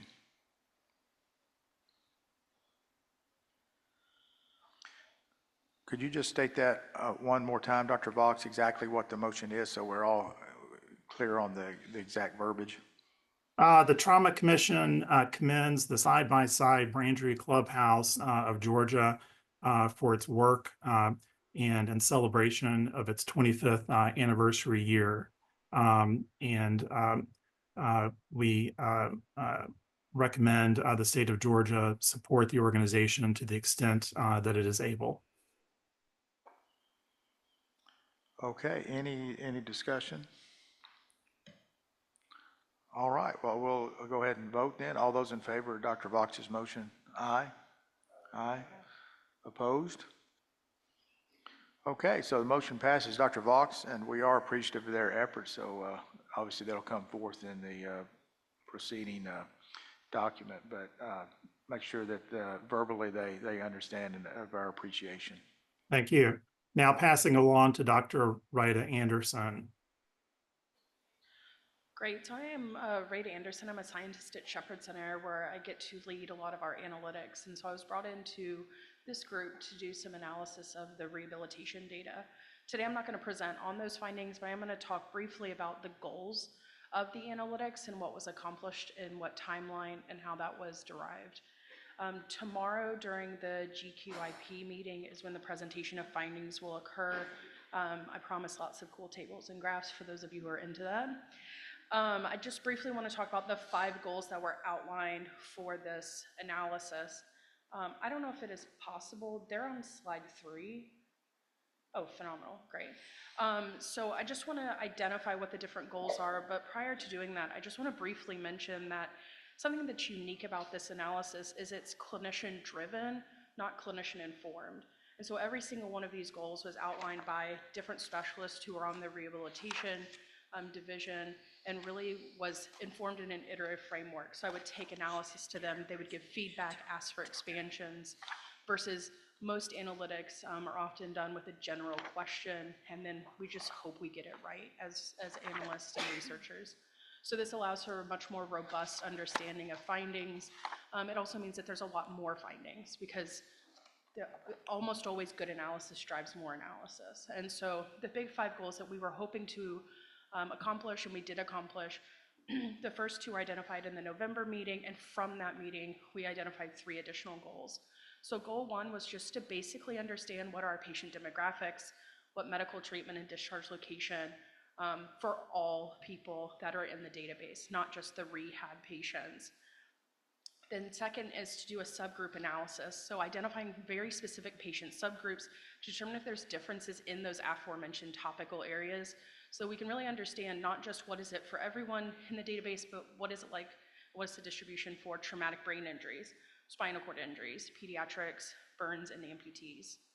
From that analysis, much more analysis came out, and so from different really brilliant feedback that I received after presenting in November, information from the rehab committee and others, we identified 3 more goals. There was a lot of interest in understanding who should have gone to rehab, and maybe were there people who went to rehab that maybe should have gone home. And so analyzing different subgroups and understanding that. And what it really boiled down to is understanding patient severity. So how, for their injury severity scores, what was the distribution? So we had some really phenomenal guidance from different people who are sitting up here surrounding how do we group injury severity to really understand injury is not a continuum. There are a continuous amount of scores, but there's clearly buckets, right? Lower, higher, and somewhere in between. So we did a pretty substantive injury severity analysis, and really understanding three patient groups: patients who go home with no additional care, patients who end up in rehabilitation, and then other patients. So patients who aren't sent to rehab and they're not sent home without care, they are discharged with some level of additional care, and wanting to understand how those three groups are distinctly different from each other, and arguably, are they different from each other? So from there, we did a rehabilitation and return to home analysis. I was very glad to see some of the published work this morning uses a very similar analytical technique. So that means it's robust and it will be easily digestible. So we used an odds ratio logistic regression, predicting your likelihood of going home or not going home, likelihood of going to rehab, not going to rehab, and as well as the other. Not surprising, this, not a thriller novel, there's massive differences in these patients, but not as much as you may think. And so we then did an additional analysis, which is under goal 5. We generated patient profiles for return to home versus those who go to rehabilitation. And the real takeaway message, it goes back to that injury severity score. There's actually almost every single metric we tested in the database, there were significant differences, but the most substantive driver was that injury severity score. We also identified some opportunities for growth in the data that would really help us understand our patients even better. But I just want to give a moment to acknowledge that the amount of data that's in there is no small feat. As a person who works with big data all the time, I deeply understand how much work you have to put in for every single one of those data points, and I really appreciate it, because without your work, we can't do ours. So at a high level, that's the goals that we have accomplished, goals that we have set forth. Again, if you are really interested in the analysis, which I'm sure every single one of you are, we're going to present that tomorrow at the GQIP meeting.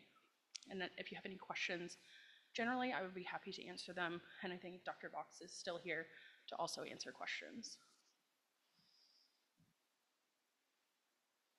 Oh, I'm supposed to go to y'all first, aren't I? Sorry.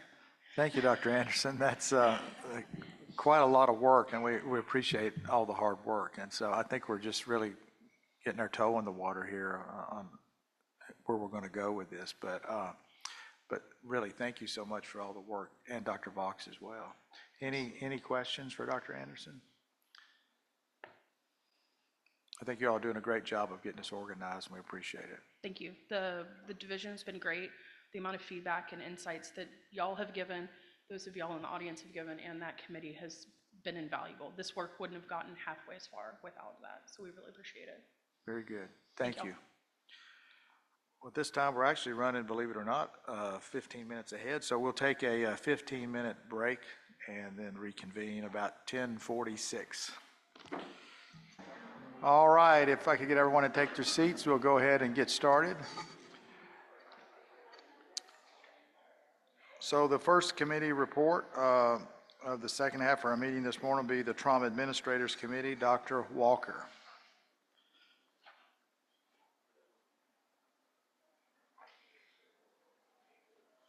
Well, good morning, everyone, and I think I can save us a little bit more time because I do not have an official report for this meeting yet. We're actually meeting tomorrow morning, and we've not had another meeting since the last commission meeting back in November, I think it was. We did host several educational sessions through TCAA that our administrators and their finance teams were invited to, and so that's the main thing that has sort of been happening. I think there were 2 sessions. One session happened prior to the committee meeting, the last commission meeting, and then one session happened afterwards. So that sort of took the place of our meeting. So we're looking forward to tomorrow morning's meeting, but that's really the extent of the report that I have. Okay, thank you, Dr. Walker. Next committee report will be Trauma System Performance Committee with Dr. Dunn. And he's not back yet, so, okay. That was a very short report, okay. We'll move in. That's the best report we've had from that committee so far. That's certainly the cleanest report, okay. We'll move into the Trauma Medical Directors Committee, Dr. Vassie.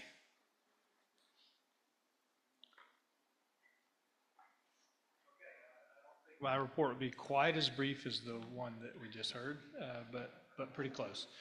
So, right. So our next meeting is tomorrow. So on the agenda for that meeting is hopefully to finalize the content of the posters that we want to send out for transfer urgency for our referring hospitals, and discuss a pediatric addition to that. Hearing Lynn's report earlier that they're working on a pediatric transfer toolkit sparked some interest, and we just had a conversation during the break about forwarding some collaboration. I'm going to have Lynn at our meeting tomorrow to kind of kick that off, and maybe have a representative from each of our committees attend each other's meetings to make sure that we're on the same page and not reinventing the wheel, so to speak. So excited about that. The only other thing I'll mention is we had an idea from our discussion at last quarter's meeting about addressing the shortage of ophthalmology coverage that we're all dealing with across the state and nationally, really. I did a little research with the Georgia Society of Ophthalmologists, and as it turns out, one of our local ophthalmologists in Gainesville is the president-elect of that group. So I reached out to Dr. Zach Ballast, and we're going to trial something locally.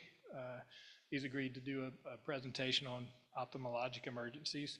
And really what we want to attack, obviously we can't solve the problem of a national shortage of physicians, but what we really want to attack is avoidance of the transfer then discharge for ophthalmology evaluation.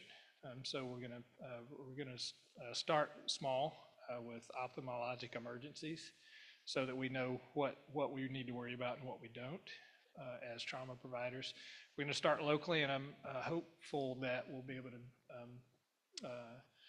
really springboard off of that regionally and statewide, given his position this year with the GSO. So that being said, I think that is the extent of my report. I'll be happy to take any questions. I have one or two, Matt. That's very important. If I put my trauma director hat on now, the ophthalmology is a real issue around the state, as you've identified. So I think working with your colleagues at the what'd you call it, the Georgia GSO, the Georgia Society of Ophthalmology. Ophthalmology. So I think that's an important connection between the trauma medical directors group and them, because it's at an official level then with your correspondence, and then if they can get that out to their society members to let them know that we are struggling. Just to give you an instance, we spend a lot of money on locums at our shop to cover ophthalmology, and that's working pretty well. We're getting some really great coverage. It's expensive, but it's good. But then where do they go when that person leaves town? And Monday morning they need, or next week they need an ophthalmology follow-up. So we're getting their society involved to where their members realize this is a problem, and then if they get a call from their local trauma center, hey, we need you to follow up on a patient that was seen by locums, that's almost like an emergency call. It's very important to us to have that loop closure for our patients. So anything you could do to bring that forward would be very helpful. And then the second thing would be, do you have a timeline on the poster when that might be ready to go to where we could actually send something to ERs? Yeah, so the content for the adult poster is essentially done. Certainly, I talked to Liz last quarter about how to brand that and format it appropriately. So the adult poster should be ready for that. Our discussion at last quarter's meeting about adding a pediatric specific similar poster is a little bit lagging behind. So I don't know if it's worth sending them all out together. Probably so. I would think in terms of optics, it will probably have a bigger impact if we send them all out together. But that's one of the topics we'll address at tomorrow's meeting as well. That might be, that's a good way of thinking about it, but another way would also be if you've about got the adult ready to go, and I know how long these things can take, and talking about font and then talking about content and bullet two, nobody will agree to, but I know you've got your hands full getting everybody to agree, what's on those posters. It might be better just to get something out the door. I know you've worked hard for several weeks now or months to get that adult one done. So I would be in favor of just getting that out the door and getting that out there and getting your name on it, and not your name, but you know what I mean, getting the name of trauma medical Actually, your director's name. on it. We don't need my name on it. But, and get that out there to help the local ERs know when to transfer, what to look for. You know, I think that would be good. And then if you hit them up again with a 5-star pediatric poster, well then, you know, this is just version 2. This is, we keep the flow of information going. Plus your committee wouldn't be so rushed that we got to get this out the door. Your product might be better. I mean, it's just my thoughts. You know, you can discuss it you're the chair at your committee, but those are sort of just my thoughts. Yeah, absolutely. Thank you very much. And then one last thing, do you need funding for, like, these posters are going to cost some money and we need to send them out. So is there, maybe this is a question for Liz, but at some point we'll need to figure out how to pay for sending posters to ERs because we want them to look nice and not just copy off the copy machine. And you want those things to be big so that they can see them halfway Right. across the room. Right, You don't you want know. an 8x10 sheet of paper. You want it 4 by 6 or something, 4 You foot want- by 6 foot or something. Right. Otherwise, we would have sent it out in an email a year ago. Yeah, no, that's a great question, and that's something we'll discuss as well, and certainly input from the commission in terms of how to go about. Things have changed since last time this was sent out, so I'm sure the budget will have changed as well. We can help you. And we thankfully, with the marketing that we have, they do a great job, as they did last year with the one-pager for the 61 million. So we can get it looking great for you and high-quality printing, and we'll find out. We probably already have enough in the budget probably to take care of it under those line items for printing, so we should be fine. Awesome. Okay, any other questions for Dr. Vassie? Thank you, Matt. Great work. Thank you. Okay. We'll move into the Georgia Trauma Foundation report. Looks like Dr. Bleacher will be giving that report. Thank Do you, you- Dr. Ashley. Do you want to go back to Dr. Dunn trauma system performance? Oh, or- well, yeah. So, okay, let's, well, since I've just teed up there, our Dr. Bleacher, why don't you go ahead, and then I'll jump back in with Dr. Dunn. But thank Okay. you for reminding me, Gabby. I'd already forgotten about Dr. Dunn. I don't know how that's possible. How could you? We gotta move it back. So I'd like to start out by giving an update on the State Office of Rural Health grant. We are in our second year of that grant, and our obligation to fulfill the grant is to provide at least 12 continuing education courses for the state, particularly in the rural communities. Last quarter alone, we offered 7 and have plans for 33, or we have scheduled 33 for the year, with the intention of expanding even more for next year, the third year of the grant. So far, everything's been very successful. With regard to fundraising, on Giving Tuesday after Thanksgiving, we launched our initiative to raise money for bleeding control kits. Our goal is to raise $50,000 for 1,000 kits. As of just after Giving Tuesday, we have about 15,000 raised. So we're continuing to work on that and encourage everybody who feels that this is an important initiative to donate for these very important bleeding control kits. We also have our upcoming major fundraiser in May, on May the 17th, and that will be at the Georgia Aquarium in Atlanta. Tickets will be going on sale next week, and you can go to the Trauma Foundation, the Georgia Trauma Foundation website, and go to the link to buy tickets there. There's much work being done, and Cheryl and I are very confident that this will be a very successful event. third, this one will take a motion in our never-ending quest to keep the board replete with qualified members. We are expanding the board by 2 members. One of the mandates is, by our bylaws, is to have a minimum of 1 and a maximum of 3 commission members on the board. Pretty soon, Dr. Medeiros will be rolling off because of term limits. And so Pete Quinones has agreed to serve on the board of the foundation. We also have a candidate that will require your approval. Her information is in our report. She's a very qualified candidate. She has a history of serving in the Georgia legislature on important committees that would be appropriate or relevant to our cause. She also has public affairs experience, and she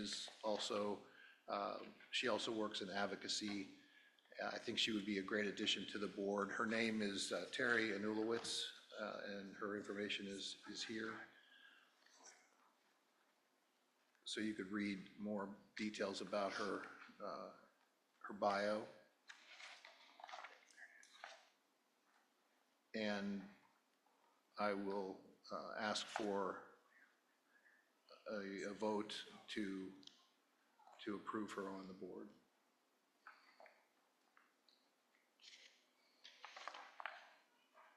Any questions on Ms. Anulowitz?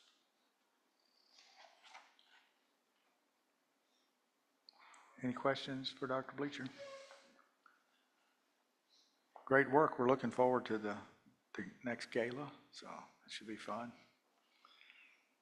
Do we approve the candidate? Yes, in the past, we've always. Okay, my bad.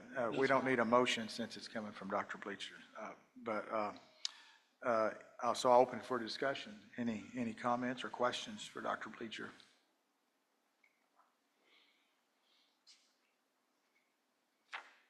So all those in favor, I'll call it to a vote.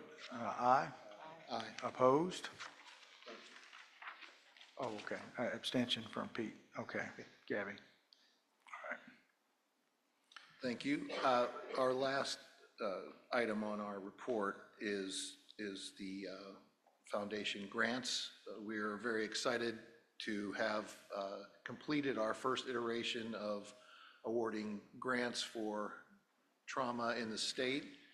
We had the funds to award 8 grants and asked for applications. We received 33 proposals, of which 25 had completed the proposals with all the instructions followed.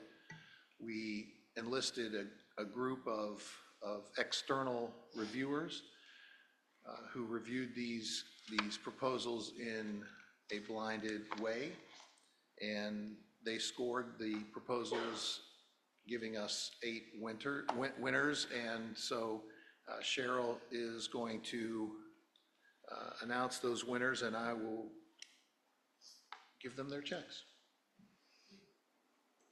Yes, we are very, very excited about this. This is our first opportunity to provide some grants for the different organizations serving the state. We got some wonderful proposals, and for those who are winners, we're looking forward to their reports and seeing how they make a difference. So we'll start.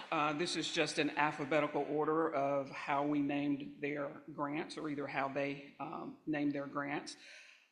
Enhancing Pediatric Trauma Readiness is the title of the grant, and the person accepting on behalf of Fairview Park Hospital is Lynn Grant. They are being awarded $9,820. Their project will enhance and expand pediatric trauma readiness education initiatives This will include a 2-day symposium, a pediatric trauma simulation day, 2 pediatric simulation educator workshops, and additional simulation equipment to strengthen collaboration, empower educators, and advance regional pediatric readiness.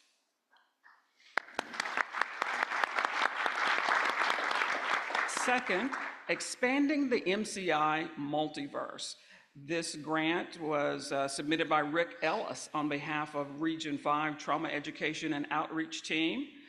Rick's project, or this initiative, will leverage innovative technology and multimodal training experiences to advance mass casualty incident readiness across Georgia. And they are being awarded $9,945.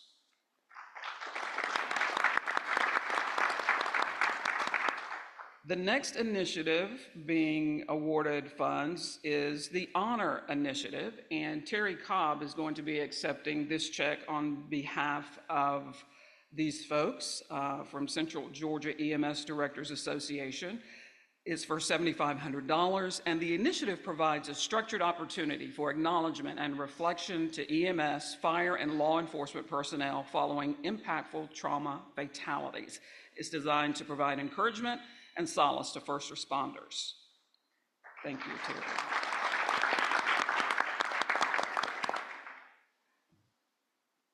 Next will be Mike Morris coming to accept a check for $6,320 on behalf of Telfair County EMS and their Ride Safe project. This project will provide properly fitted, adjustable helmets, teach biking safety, and foster positive relationships between children, families, and first responders. Also in attendance with Mike today is the County Sheriff, Sim Davidson, who is so graciously being my photographer this morning. So thank you very much for that. Atrium Health awarded $9,400 for the Safe at Home Prevention of Pediatric Injury through Outreach Education. Accepting today is Collins Hansen. This safety education initiative is designed to address the leading causes of pediatric injuries occurring in the home. It's focusing on preteens ages 10 to 12, and the program equips participants with practical safety knowledge and emergency response skills. Also with him, JJ. I don't know JJ's last name. Sorry about that. The next project getting funding is from Children's Healthcare of Atlanta Safe Kids. It's a safe firearm storage program. Accepting a $10,000 check is Amanda Bache. The purpose of the program is to substantially reduce the incidence of unintentional firearm injuries and deaths among children and adolescents by facilitating secure and responsible firearm storage.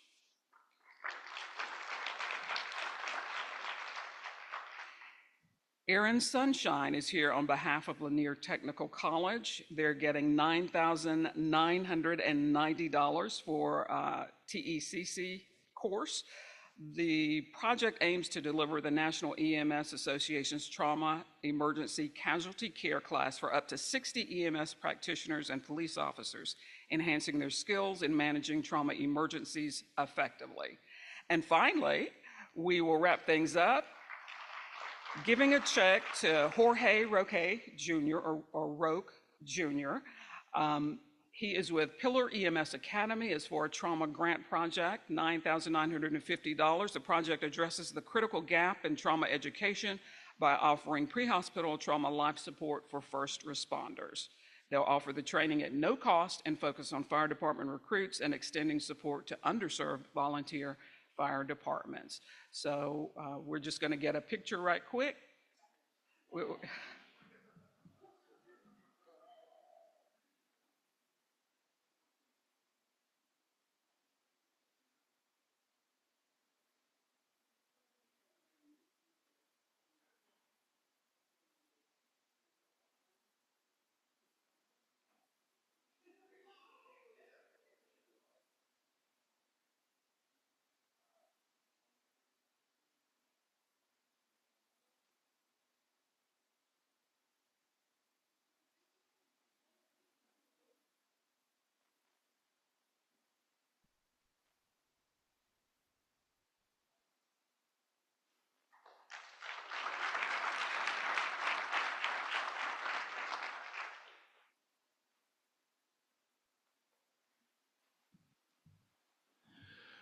we were very excited about how successful this first round of grant awards went, and with the quality of the proposals, and I can see this expanding and more grants, more sizable awards and everything. It's really a great start. Very good. Great work, John. Thank you. And Cheryl. It's exciting to see all the work and the interest. You know, you had a lot of grant applicants, so that's very good. Could I ask one question? Just those 8 that did not comply with the RFA, did we give them that feedback so that they can do better next time? Well, we sent out an email announcing winners and asking those who have questions about their grants and the story to let us know.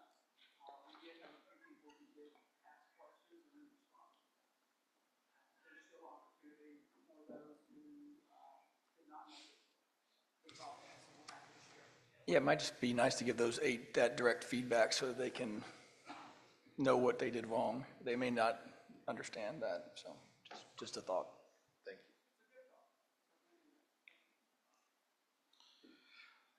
you. Anything else, Dr. Bleacher?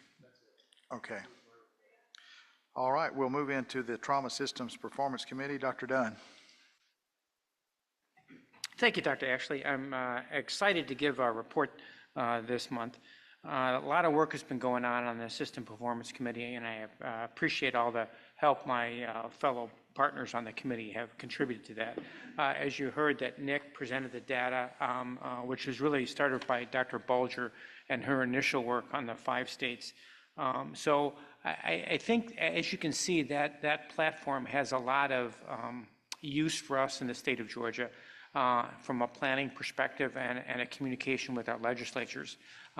As you've heard initially, that we've had a lot of movement in the trauma system even since that initial study was done.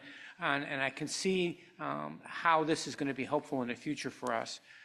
So I don't know if I necessarily need to have a motion to do this because it's going to come through the budget subcommittee anyway. But we had requested an additional $7,500 to be put into the budget to be able to use for multiple reiterations of these maps as various trauma centers come in and out of the system. And I can see how it could be potentially helpful with EMS as well, as various EMS ambulances and air crews come in and out of the system. That could also have an impact on that. So we'll be voting on that as a committee, as a trauma commission, once the budget comes around. But we presented that request to the budget subcommittee last week. On a separate tact, the University of Georgia has been helping us look at the time to definitive care in another way using discharge data base information. And I think that may not necessarily help us answer the time to definitive care.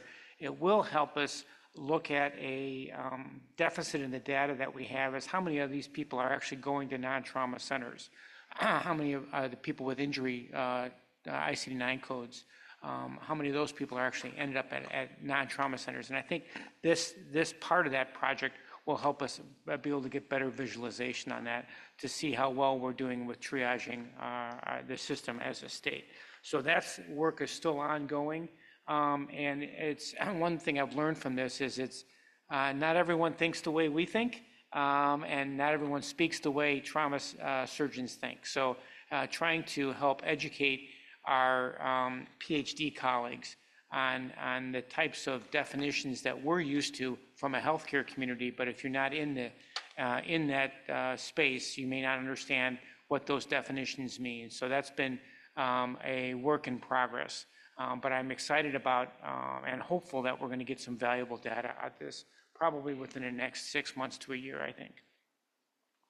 Skipping down to the time to definitive care project, that's been the holy grail for us for sure for quite some time, several years now.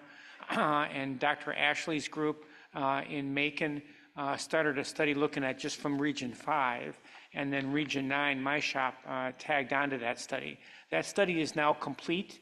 And we have submitted an abstract to AAST looking at the time to definitive care. And I'm a little bit ignorant, I'll have to say, about what the regulations are about presenting that data in this format prior to being presented at a national meeting. I don't know if that would be acceptable, or do we need to wait until after we've presented that data to AASD? Dr. Ashley, do you know the requirements on that? You think it would be fine? Yeah. Then I think we'll be able to present that data that we have with the help of the committee. Probably in March. In March, we'll probably present a PowerPoint about the data that we have with that. So I think that's a first step. There's some variables that I don't think we're necessarily taking into account because the data was very underwhelming, if you will. I think from a provider standpoint, I think we all know that time to definitive care matters. Certainly from the scene to the definitive trauma center with the whole golden hour and the platinum 10 minutes. But this type of situation, time to definitive care, has never really been looked at in a robust way when you include transfers. All those studies have excluded transfers for various reasons and for obvious reasons because some of that data is just frankly not available. And then adding another center in kind of confuses or adds significant more variables to the situation. Not to add a spoiler, but what we found is that time to definitive care doesn't matter as far as mortality or complications go when you add a transfer center hospital into the mix. That's why I think we're probably not necessarily incorporating all the variables that we need to, because I think as a provider level, we know that the longer you stay at an outside hospital, if you're bleeding to death, the worse you're going to do. But we didn't really see that in analysis, and we spliced the data every which way we could think of, looking at injury severity, looking at those who are hypotensive at the outside hospital, those that received blood at the outside hospital, those that underwent an operation at the definitive care hospital when they got there. And we never really able to find a difference in time to definitive care and how that mattered. We did find some other issues, which I'll present to you in March at our next commission meeting. But suffice it to say, it was a little underwhelming and not the data not the answer that we thought we were going to get. But more to follow on that. And I'll be happy to entertain any questions. Yeah, Matt.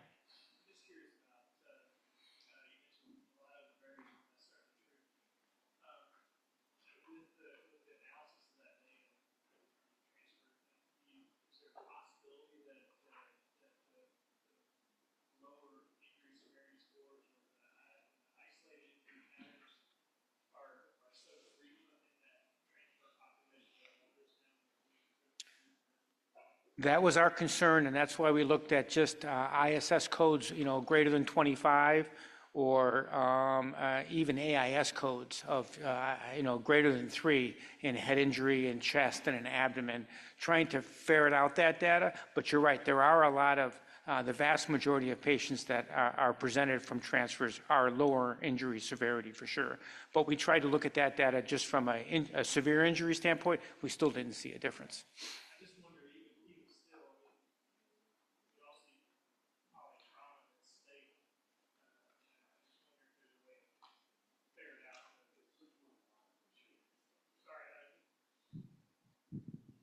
There we go. Sorry.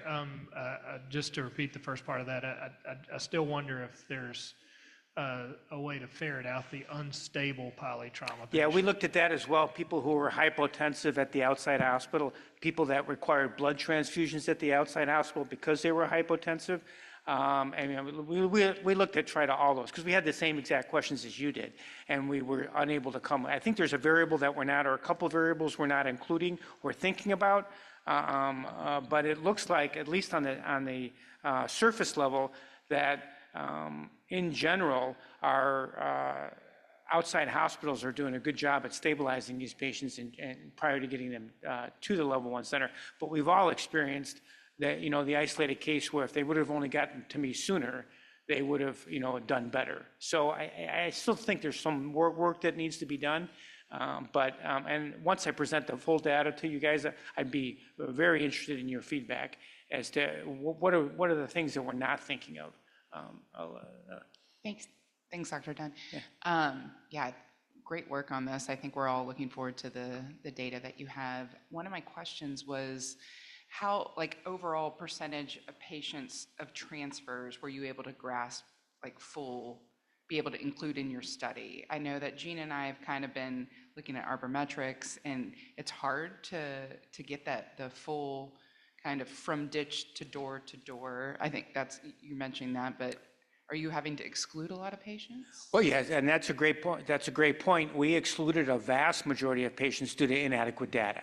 So we only looked at, between the two centers, about 840 patients, right? Well, my center has 4,000 a year, and Dr. Ashley's shop has probably close to that as well. So, that's 8,000 patients, and we were only and 40%, at least at my shop, gets transferred in, right? So we had to exclude a lot of patients due to either no data, or they came by POV, or whatever. They died at the outside hospital, those types of things. So I think we do have a type 2 error in there for sure. And that's why we're working with the state to look at the state level database to try to get a more robust data set. I will tell you, though, that the reason people have excluded transfers in previous studies is because the data is just so terrible. In order to do this study right, you need the EMS trip sheet that has everything. When were they called? When did they arrive? How long were they on scene? How long did it take them to get to the first hospital? How long were we at the first hospital? How long did it take them to get, all that data? And to find a record that has all those data points is very challenging, so much so that both Dr. Ashley's shop and my shop went and I had to go through each individual record trying to track down all that information manually because it wasn't available in the data set or the database that we had. So I think it's a very challenging study to do for sure. So I think we just need to try to get a more robust data set, and we may be able to find smaller differences once we get a better data set. Any other questions? Thank you, Dr. Ashley. Okay, why don't we move then into the Georgia Quality Improvement Program. Gina?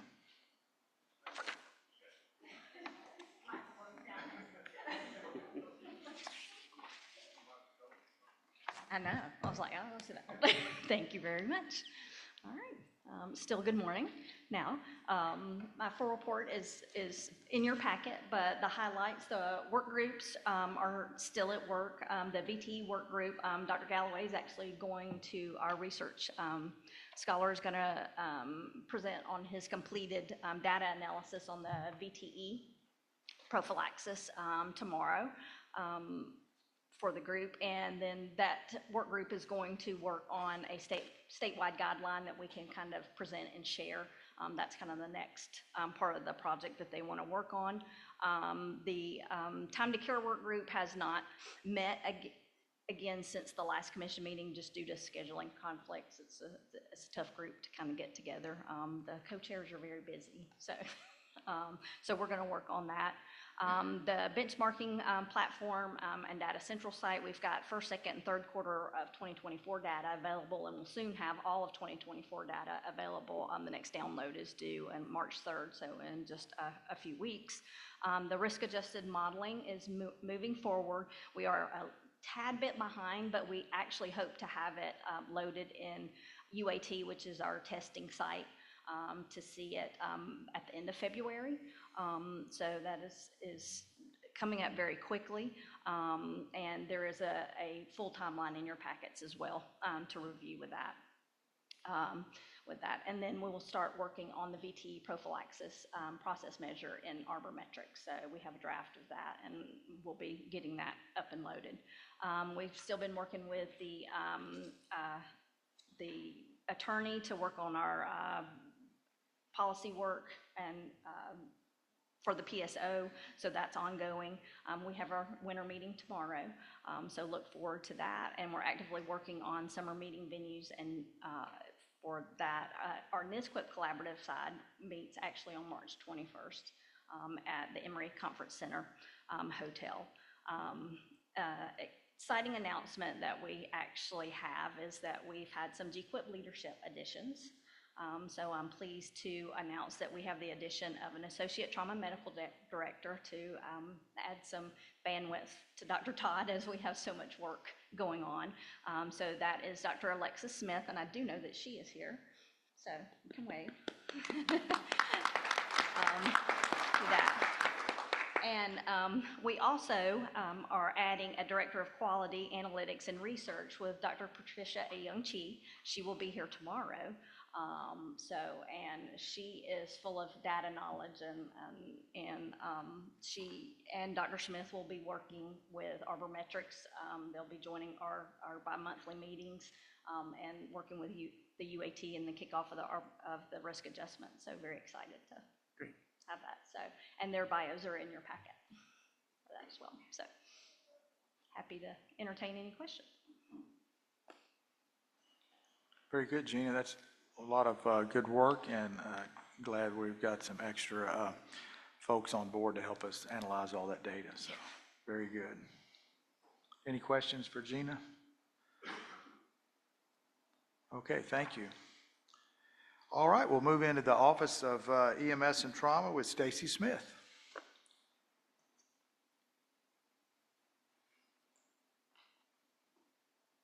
Good morning, everybody. So some updates for our office.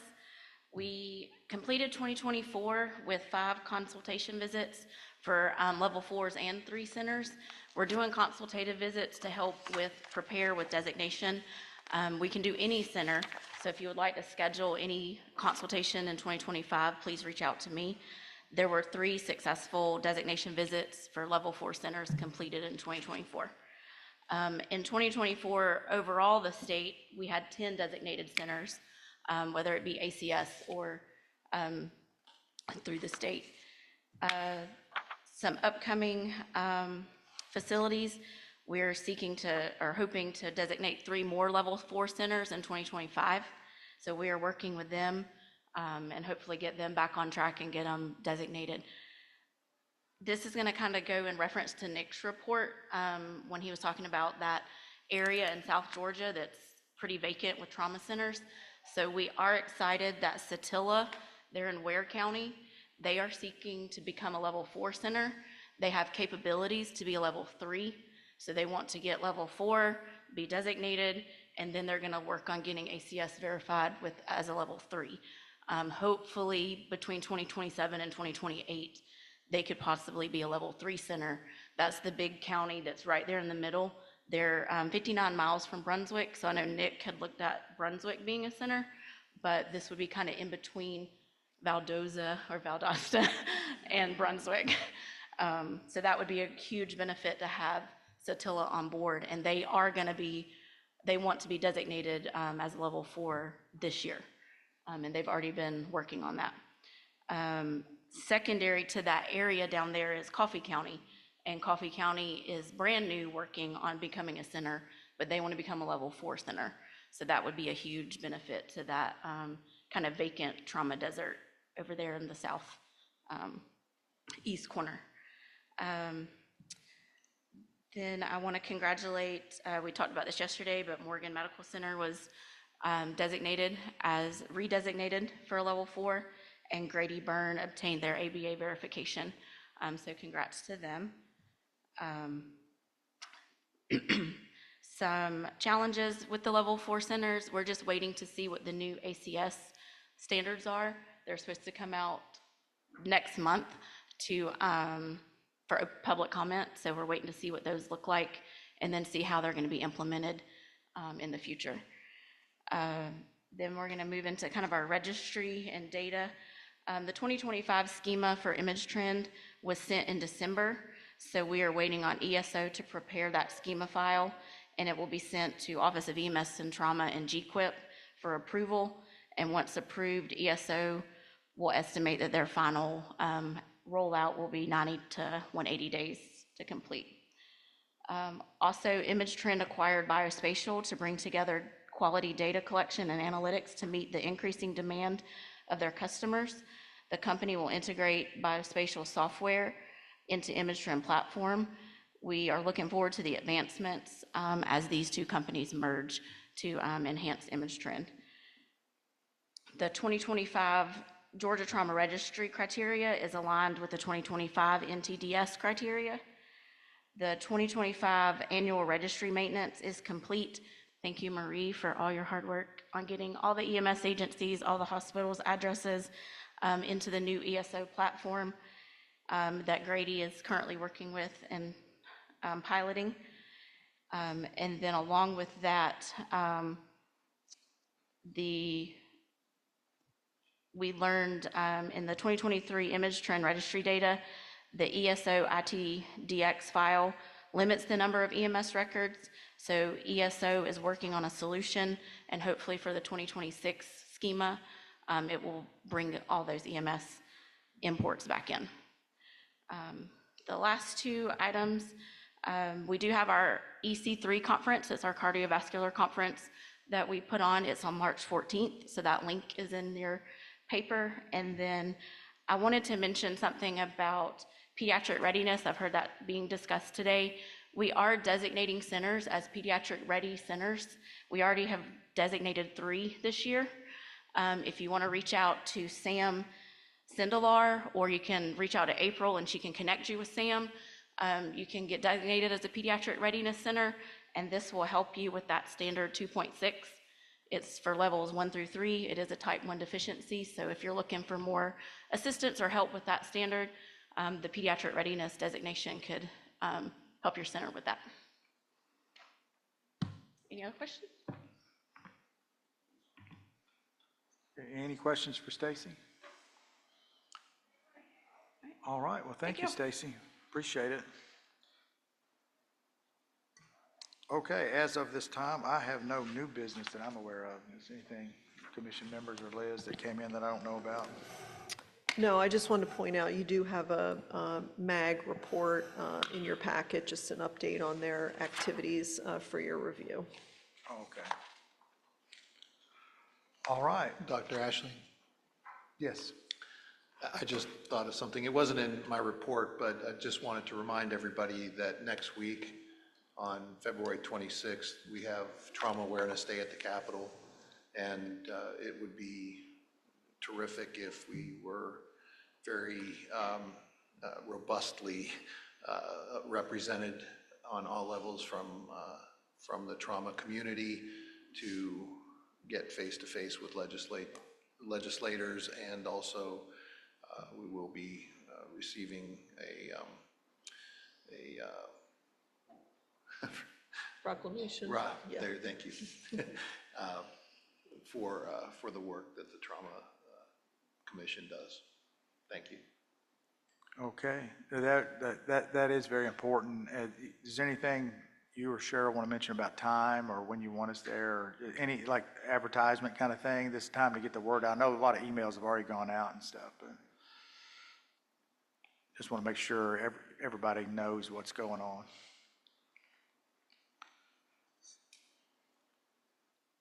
We have about 100 people who have already registered, so we will have a large group that is coming. Registration is closed because I had to turn in numbers for breakfast and everything. Everyone who registered should have already received an email with details. I think some people are missing it because it is an e-letter that has gone out through Constant Contact. So check your junk mail, please, for that. If you don't have the information, let me know. Arrival time, we'll check in, and breakfast starts at 7:45. You'll have a half hour before the actual awards program starts at 8:15. And what I mean by awards program is we are recognizing 4 of our state lawmakers. 2 of them will get Trauma Hero Awards, 2 will get Trauma Champion Awards, and that is for their support that they've shown for the trauma community. So we'll do that first. Then after we complete that part of the program, the lawmakers will have to leave because they need to get ready for business, but we will stay. We will have a briefing. You will get a packet that has information on your state lawmakers. It will also include talking points, and you will have some additional leave behind information in there that you can give to your representative or senator if you're able to meet with them. And once we go through all of that and you find out whether you'll be starting out on the House side or the Senate side, we'll leave the location where we're having breakfast. We'll walk across the street, go to the state capitol, and get started from there. Just a reminder, make sure you bring your ID, because you'll have to show ID to get into the Floyd building, which is where the breakfast is being held. You have to show your ID to get into the Capitol. If you don't have it, you won't get in. Also, all of your bags will be subject to check. Because we have a large group and because other groups will also be there attending, it may take us a little while to get through security. So just be prepared for that. Once we get to the state capitol, get through security, we'll go up to both the House and Senate chambers.